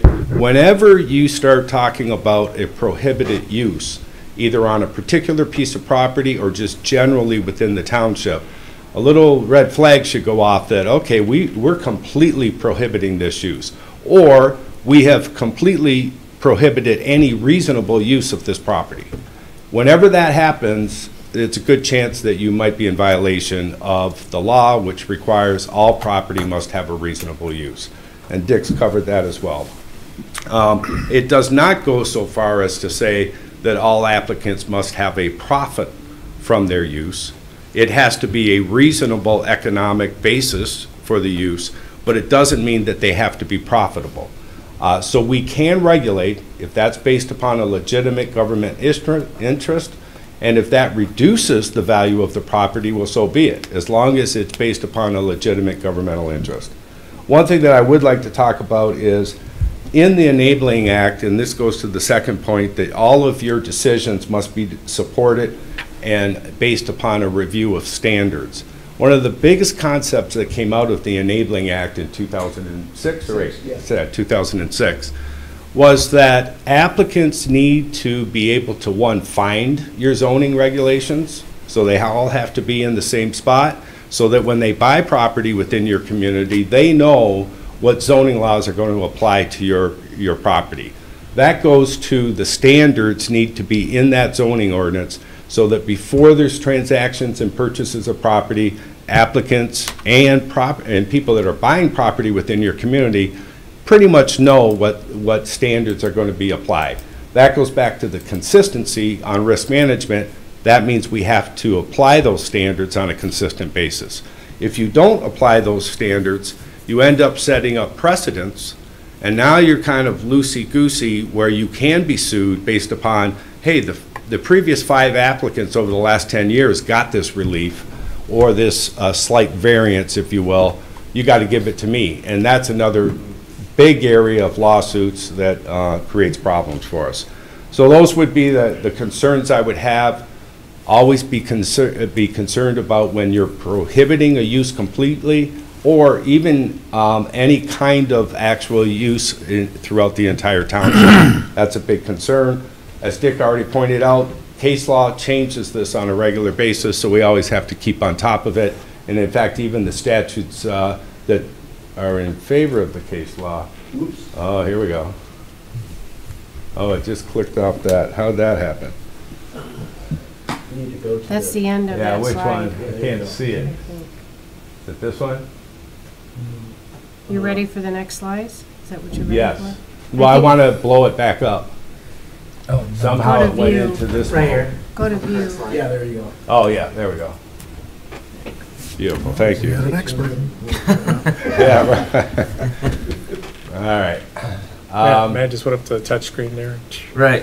Oh, so that's what's happening. You're I think Well, advanced. the because I end. got to jump from this to these. Is there another PowerPoint, or is Yeah. there? Yeah, there there's is. another PowerPoint. So go to Is the it at bottom? bottom, yeah, I got it, And go yeah. there, and, yeah, Hang on. pick it there. Is that it? Yeah, there we Yeah. go. And then we'll go back up here. Now what happened? Let's go to view, right? Yep. And then slide? No. Which one is? I'm sorry. Can I just blow this up somehow? Fit to window? You need to go to. Maybe home? back Go to the home. drop down where it says slideshow, Yeah. over to the Up right, at the well, I top can't where it see says it. slideshow. top, Top go in the up. orange. Yeah, oh, slideshow, sorry. Is that- Here you go. From the Oh, yeah, beginning, Custom slide? from the No. beginning, all the way to the To the left. Oh, sorry. Thank you. All right, Dick, I thought you'd be worse at this than me. Okay, we wanted to go over just a couple of different areas of importance for any public board. And we always start with the Open Meetings Act. I break down the Open Meetings Act into 2 categories: the public meeting, which we're at here today, and then the private meetings that really where most of the trouble comes from. You're blessed with a great clerk, and you've had good clerks here in the township for many years. The public meetings here are run smooth. The notices go out. We do everything right from my perspective, so we don't get into trouble in the actual public meetings. We'll talk about the private meetings, but these are just basically the quick standards that your clerk pretty much makes sure that we abide by. One, it's got to be open, there must be notice, you can't exclude anybody, recording and streaming by the public is permitted, and the rules cannot be arbitrary, or you cannot deny the public based upon an arbitrary or capricious basis. And we don't do any of that, so that's not much of a concern. Where the issues come up is in meetings that are not noticed as a public meeting. And these are some examples of what to avoid, right? Any form of a private communication during a meeting. So actually, as you sit here, it's come up primarily with cell phones where people can text somebody at the other end of the line. That's prohibited. In fact, it's illegal to do that. In fact, some case law has suggested even leaning over and whispering to another board member in the course of a meeting is not appropriate. The whole idea behind an open meeting is to allow the public to see how your decision was made. So if two members are whispering back and forth or talking about the issue, right, that's the key. If you're talking about the issue or trying to influence that other board member, you're potentially violating the law, all right? And that's why texting and phone calls and so forth are not permitted. The next point says discussions about public policy where the quorum is present or the intercommunications are being used to work towards a consensus. Those are really two different things. What we're trying to do and what the law refers to is deliberations. Deliberations are defined as discussions to build a consensus and or arrive at a decision. All right, so basically a quorum of the board gets together, and a quorum is 4 or more, get together to arrive at a consensus or to reach a decision, which is part of the public issue in front of the board. That's the actual violation. You'll see that in the next slide, I might as well jump to it right. Well, let me just cover this. So the second point of this is to get around that. A lot of times some board members will attempt to do what we call polling, right? So they won't have a quorum of the board, but they will call 4 board members individually and try to convince them on their vote, and may even make suggestions that I've already talked to 3 other board members, you're my 4th vote. If you vote, we'll get this approved. That's essentially polling, all right? You're not supposed to do that because, again, you're arriving at a consensus and a decision outside of a public meeting, right? Now, is it inappropriate to call board members? No, you can call as many board members as you want about any particular issue. What you can't do is try to solicit their votes and then build that quorum of a vote, 4 votes, a majority vote, and make the decision prior to showing up at the public meeting. All right? Everybody understand that? All right. That's so. And having that as a background, let me go to the next slide here. Having that as a background, we list some exceptions, and you'll see that the first exception here is social encounters. The general rule by most lawyers is don't ever meet with a quorum of the board. And it's good advice, because then you can't even have the perception that somebody would argue that a quorum of the board sat around and talked about public policy or issues in front of the board. The truth of the matter is that while that may be good advice, it's not illegal for 4 board members to meet, as long as they're not deliberating, i.e. building a consensus towards a decision that is in front of the board and or a township issue. So on its face, it's not illegal to have a social encounter with 4 or more board members. It does raise perception questions, there's no doubt about it, but as long as you're not talking about or deciding public issues that should be in a public meeting, it's not illegal.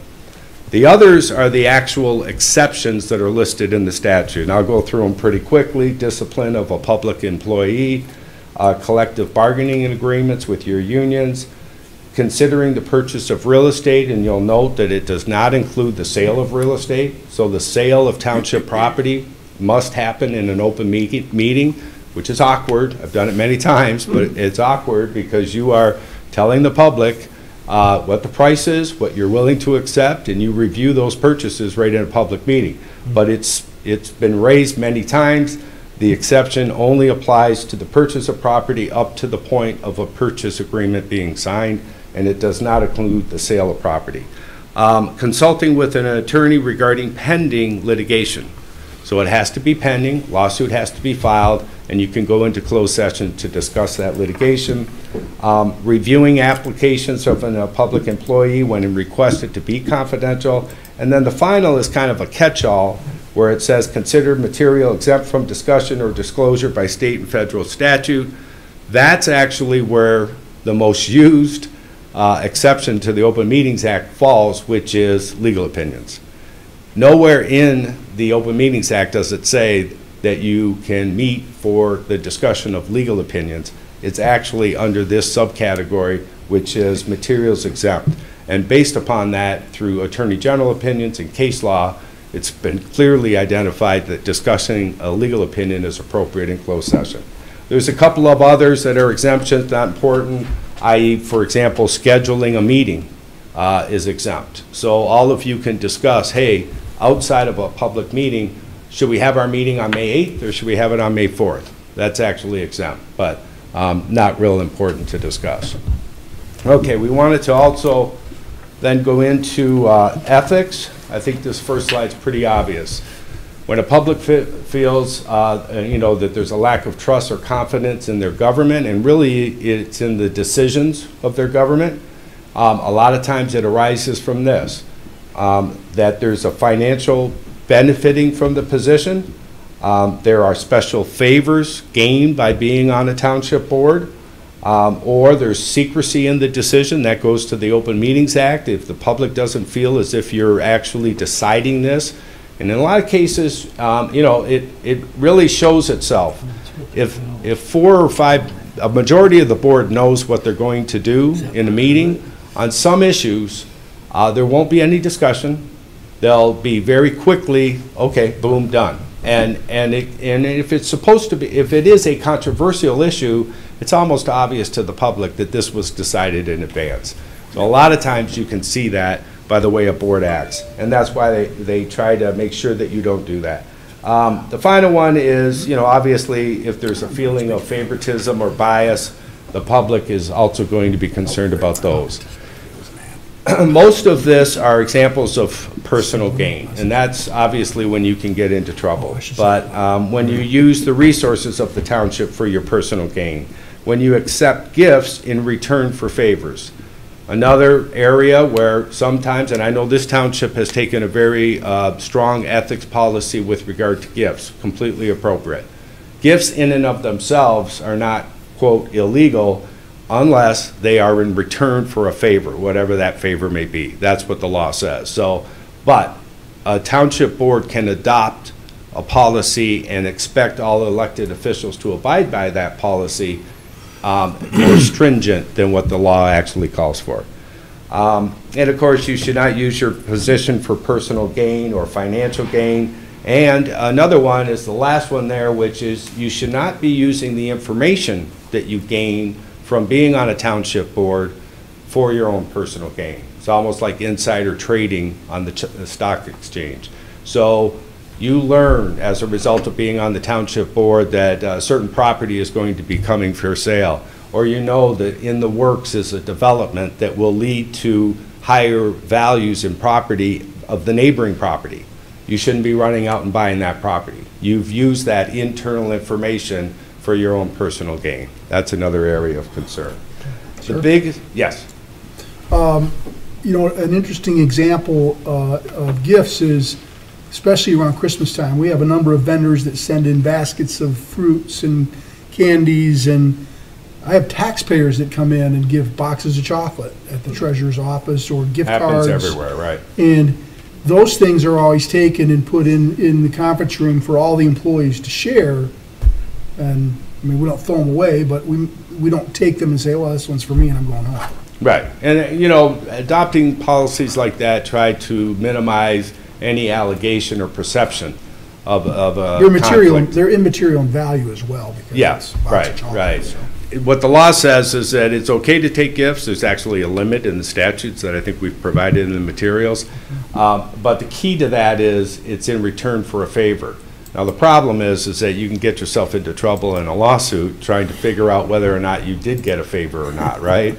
Because somebody gives you a $50 gift and next thing you know, we're approving a development for them six months from now. The accusation could be that that gift helped you be friendly with them. So, and the final point there is, if you feel as if there's a personal gain or this conflict, the best thing you should do is to disclose, number one, and try not to participate.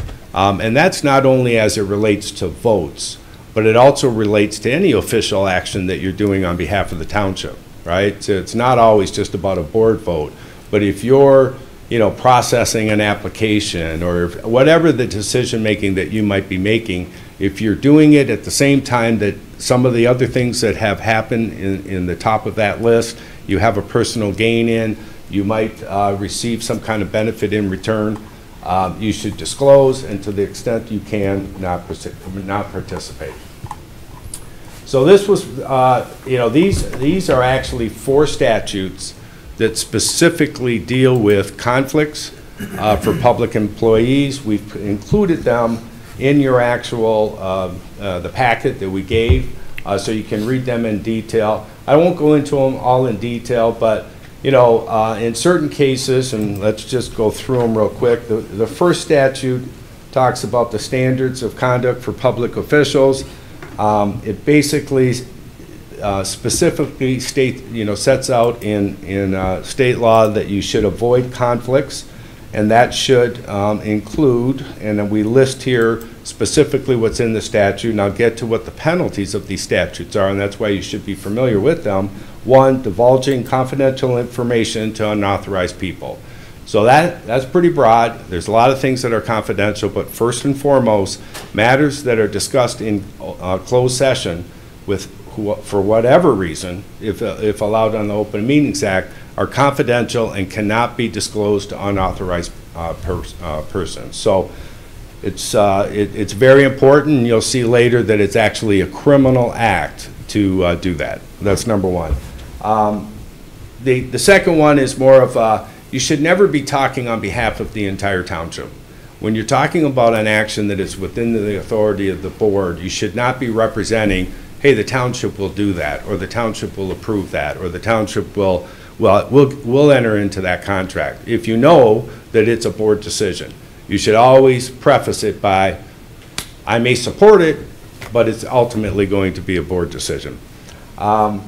And then it goes on to say improper utilization of governmental resources. So if you're wasting governmental resources intentionally or knowingly, that's improper. Again, if you're taking gifts for influence, engaging in business dealings where the government position is used to your advantage, and having outside interests that could conflict with the governmental duties. Those are all basically examples that this statute has specifically pointed out are violations of the law and, in fact, criminal acts.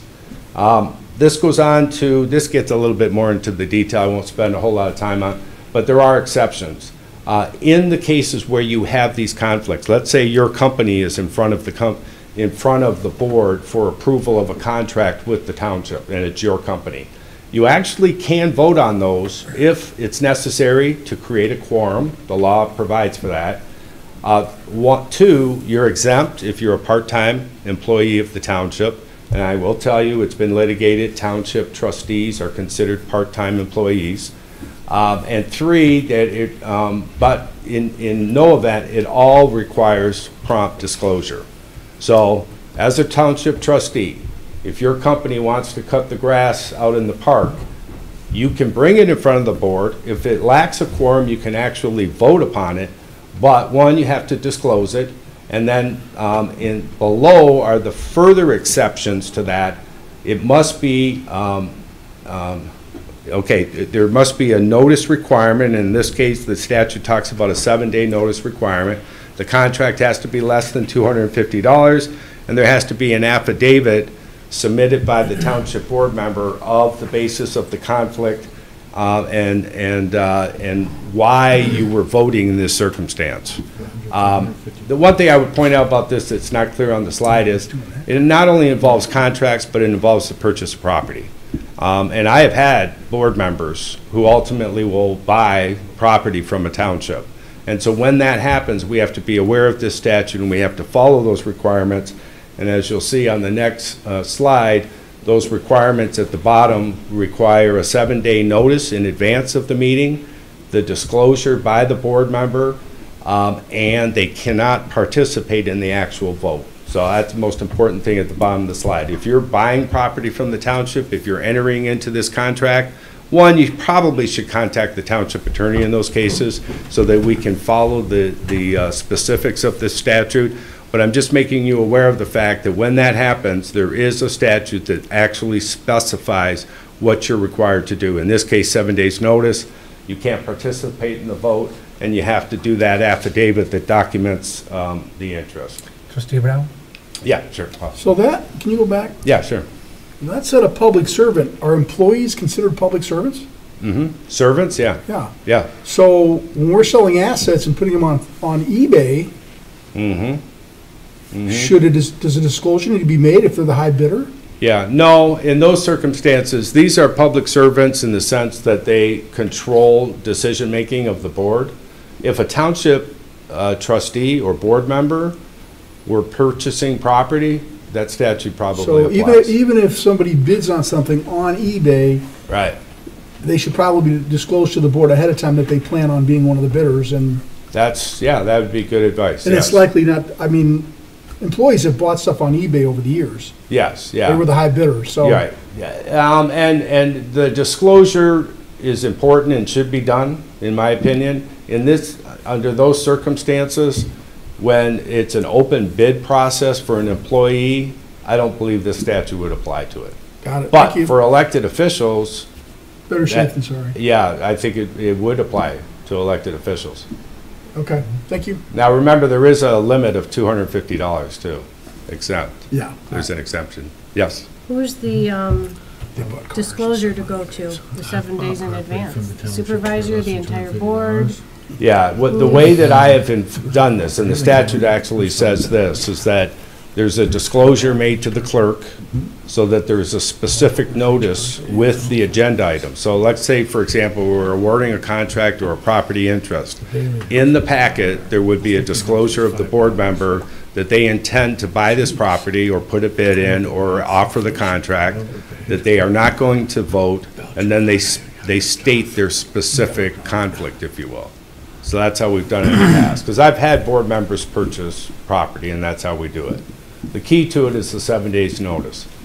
Now, I will tell you that because of the case law, we have given the opinion that it does not apply to part-time employees, i.e. township trustees.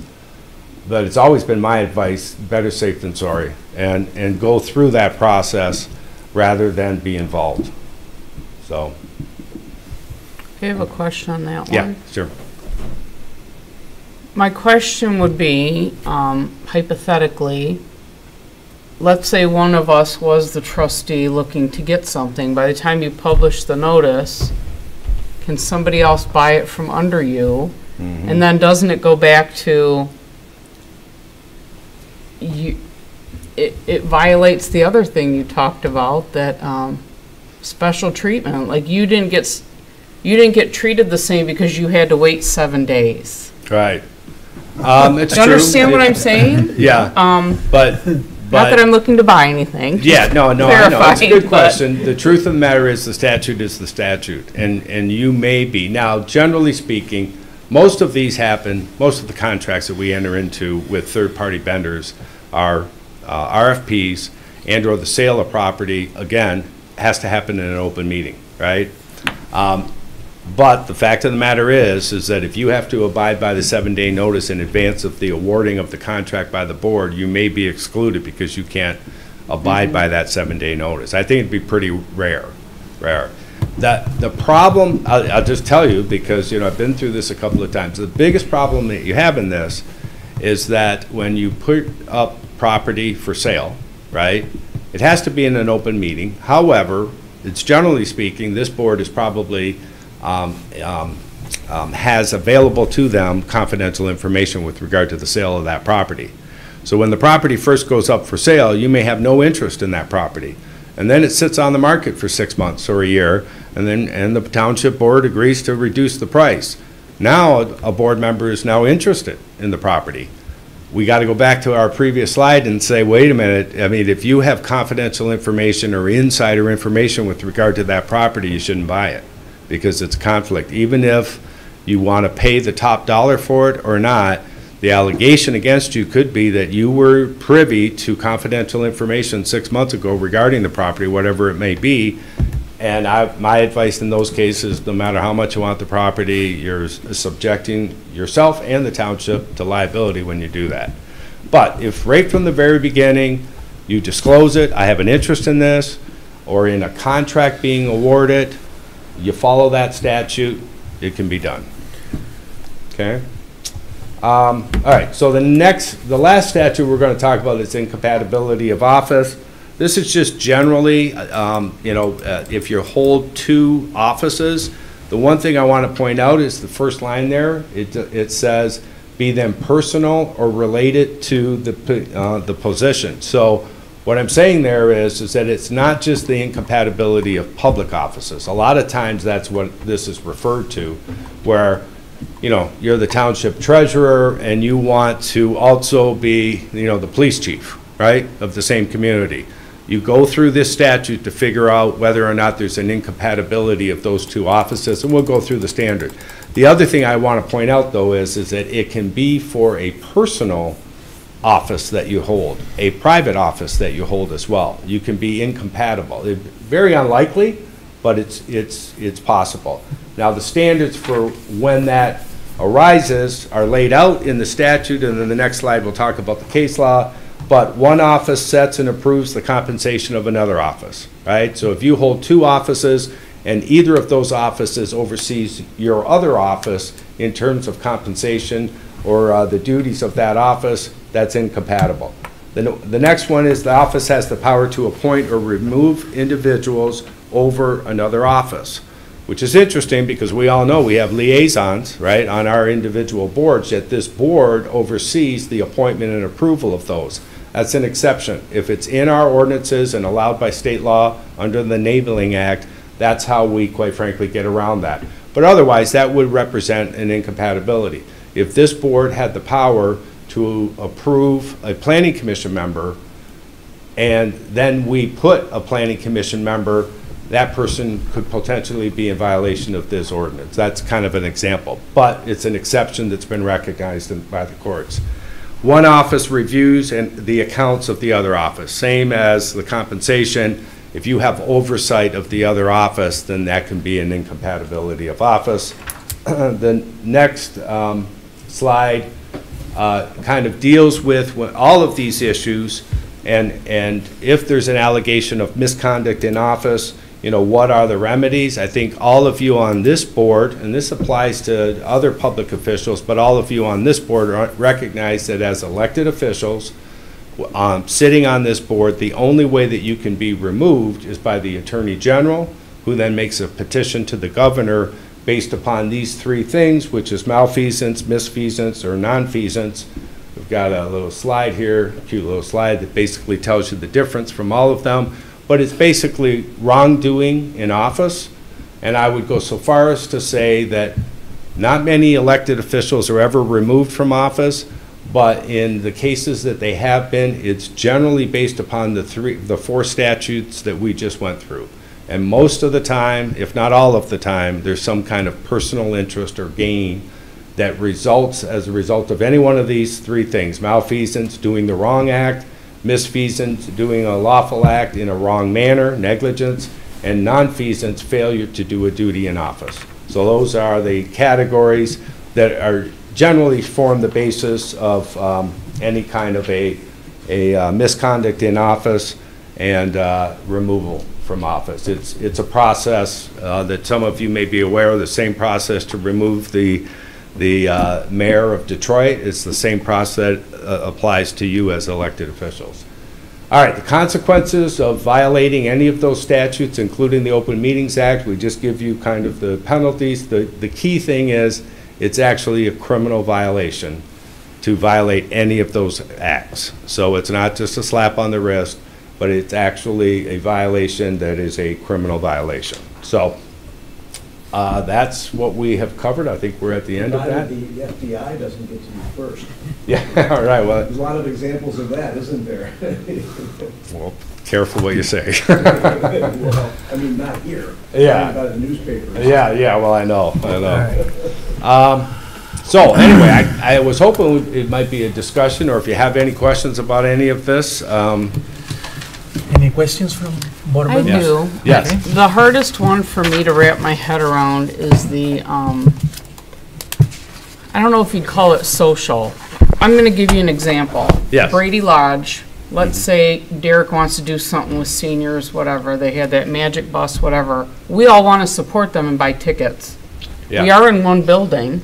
Is it good enough that you're just not sitting at the same table? I mean, I can't see in life in a community like this that there couldn't be, I don't know, let's say Leader Dogs for the Blind. Somebody throws a charity event. I can't limit who buys a ticket and walks in the door.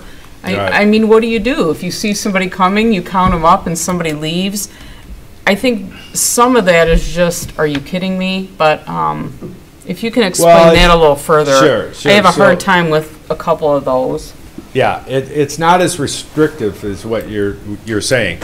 Again, there's lots of lawyers and a lot of articles that say the best advice is to avoid a quorum, because then there can be no issue or perception. But the reality is what we talked about in those slides, if we go back to them, the reality is that there is an exception to the Open Meetings Act for social encounters. You see that in the first line. So attending a social event, a fundraiser, for a charitable or whatever that event may be, it is not illegal on its face.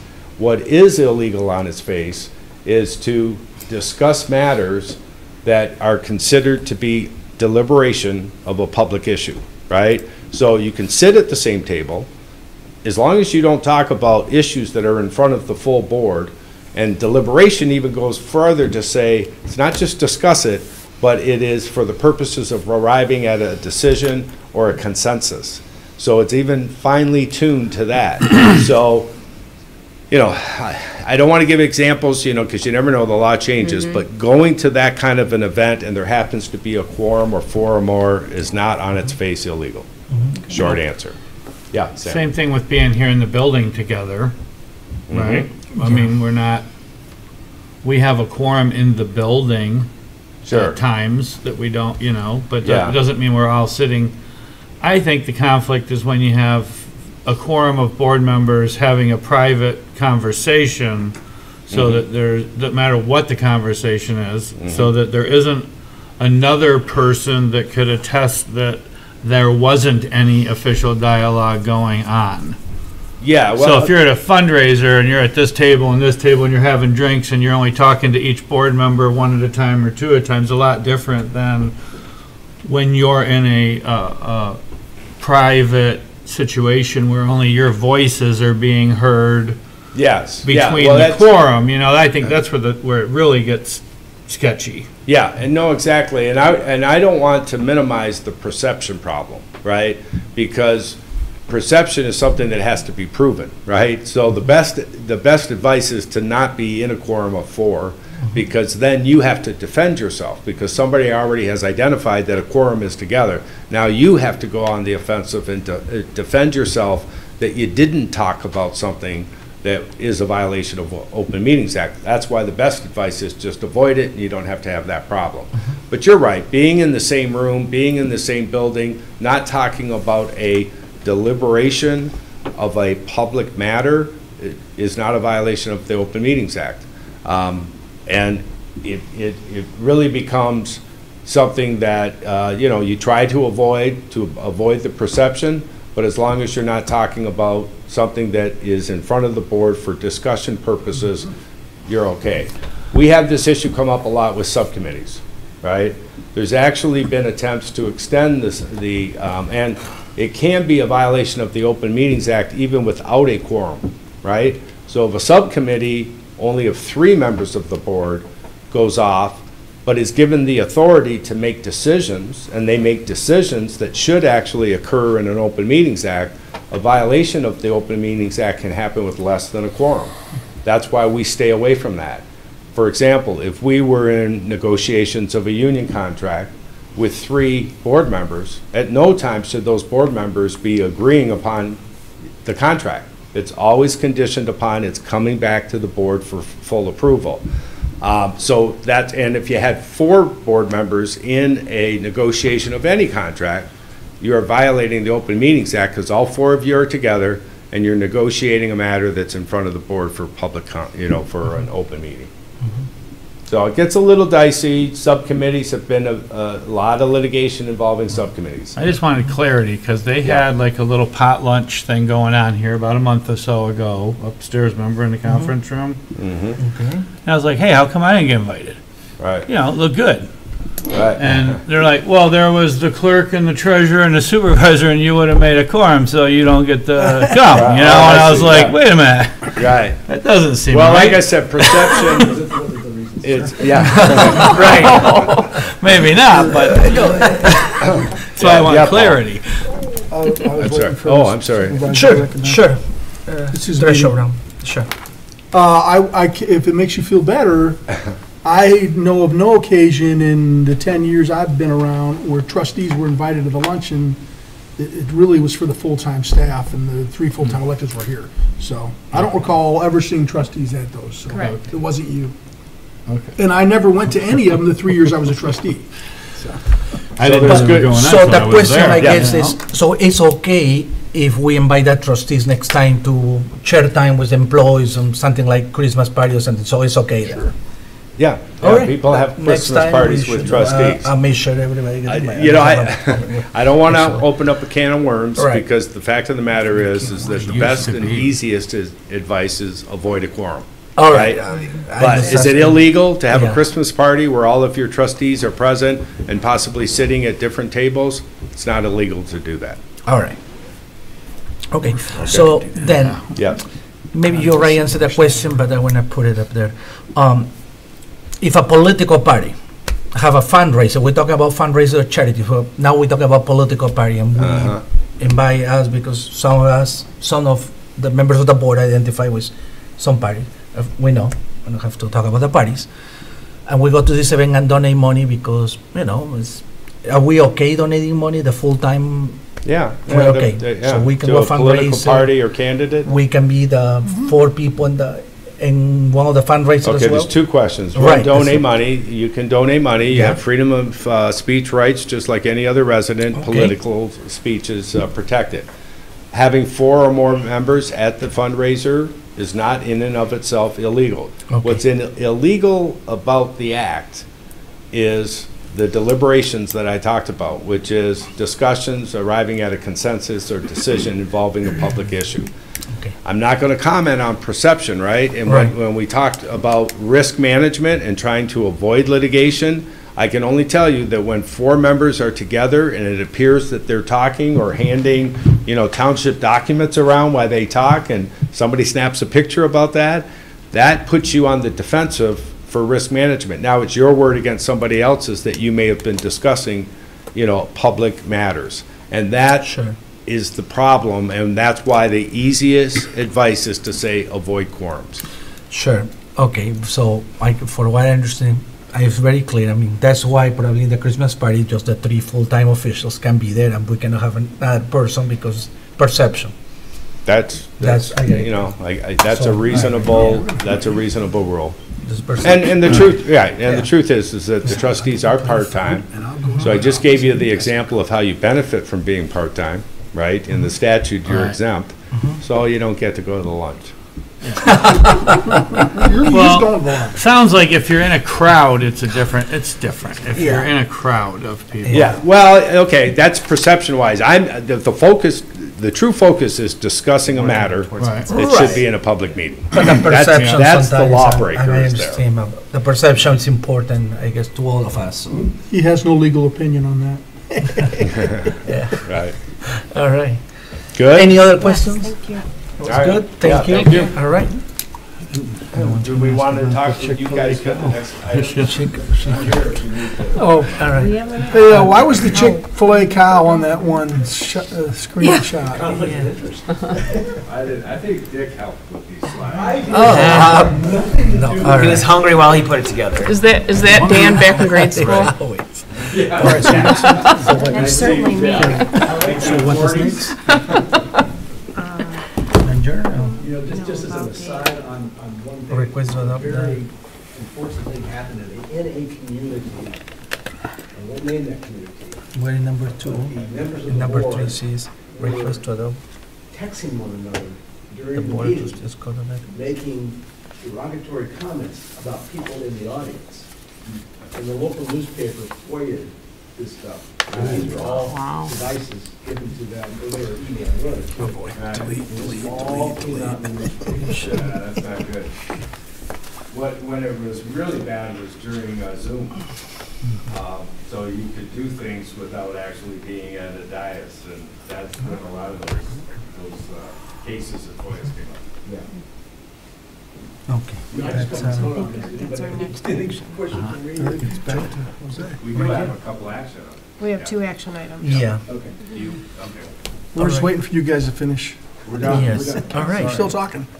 So I need a motion.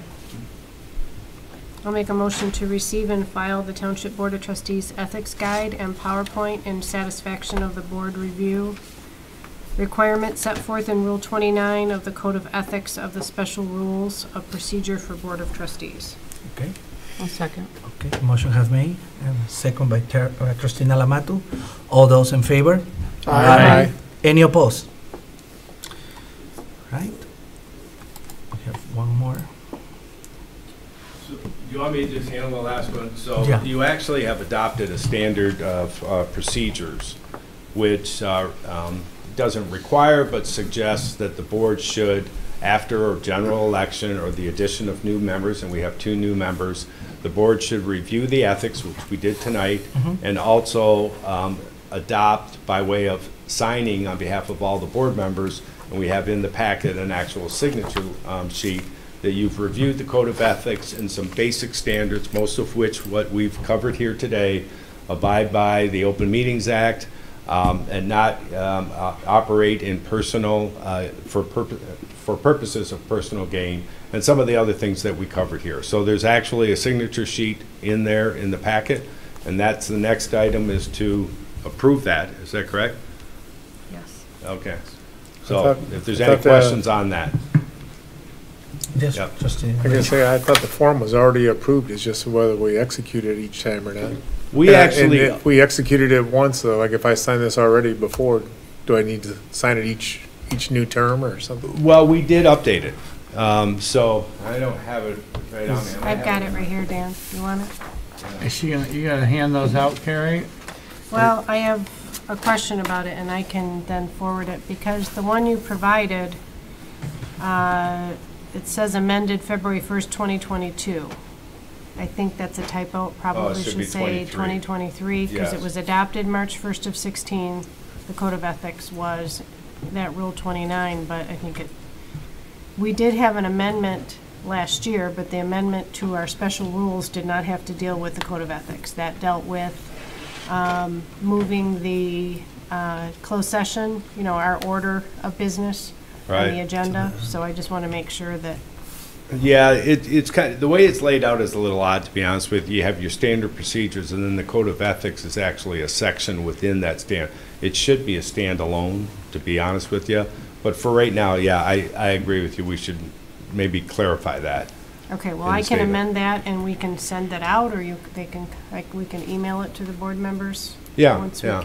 I mean, has everybody had a chance to review it? And to your point, Ron, we did modify it and we updated it, and we made specific references to the Code of Ethics. I can just tell you the other full disclosure here, nobody's obligated to sign it, right? Because you're all elected officials. You can sign it or not sign it. It's not like we can throw you out of office for doing it. It's really a document that if you're in agreement and can abide by that, we kept it as simple as possible. So that we recognize, not to violate, basically state law in most cases. But it's all individual as to, board members, and whether or not you're comfortable with what you signed a couple of years ago is acceptable as well, right? Well, I'm just bringing up the point, since we did sign it before. Yes. Does yeah. that mean, or do we have to, should we re-sign it each time? Well, it's updated. So- It's, Okay. it's updated, and it does reference the updates to the amendments as well, so. So maybe what we should do, since there's a couple little tweaks to it, we'll just send it out to the board members and. Yeah. Okay. But if the board is comfortable, then we'll make the motion to still approve it in substance. And that doesn't mean that you're going to sign, that just means you approve with the statement as set forth. I don't think there's any substantive changes to it, other than the tweaks that you just provided. I just think we need to discuss, and we can do that even at another meeting, are we going to incorporate that into the special rules? And then the board will have to adopt that or make a motion tonight to adopt that into our Board of Trustees special rules? Or as you said, are we going to make a motion that this is a standalone? And then maybe in that special rules, there'll be reference to a standalone? I think if you want to, let's do it all tonight and just make the Code of Ethics a standalone, It does specify that we should review it, and that this board accept those code of ethics, and that's what the written statement is. You got something? Sure. Is that clear? It's clear, it's just there's already current reference in the special rules that the board's adopted about the code of Okay. ethics. So then either we need to eliminate that out of there and say, refer to now a standalone Right. policy, Okay. which is the Board of Ethics. Do you want to Right. just bring it back at the Yeah, next maybe we meeting, just clean bring up it back how- after so we- feel good yeah. about it, and we'll just, Yeah. Yeah, Put in a we don't have consent or to have a whatever. big thing. This was also required as part of that code of ethics, this Correct. review, so we've Correct. so you completed go on that part. consent now. Let's Clean get it the up. language. Okay, let's do that. We'll Okay. just bring it back. So we can probably adopt it this evening, Yes, yeah, just as its face value, and then we'll do the cleanup later. yeah, Okay. right. Is that good? Yep. Okay. All right. So we need a motion to that. Can you make a motion? Move to adopt the proposed Township Board of Trustees Code of Ethics. Have the Township Board review and sign a copy as required by same and be entered with the clerk's office. Okay. Okay, Good with it. all right. And yes, A second. okay, all right, second. All those in favor? Aye. Any opposed? Motion's carried, all right? Thank you. All right. Any board members, any comments? No? Okay. Any comments from the public? Anyone from TV? No? Any motion to adjourn? So moved? Second. Missed out you. All those in favor? I felt you. Aye. Aye. Aye. Any opposed? No, sir. All right. All right. I was thinking you, 'cause last time I did that, I I go, know. shit.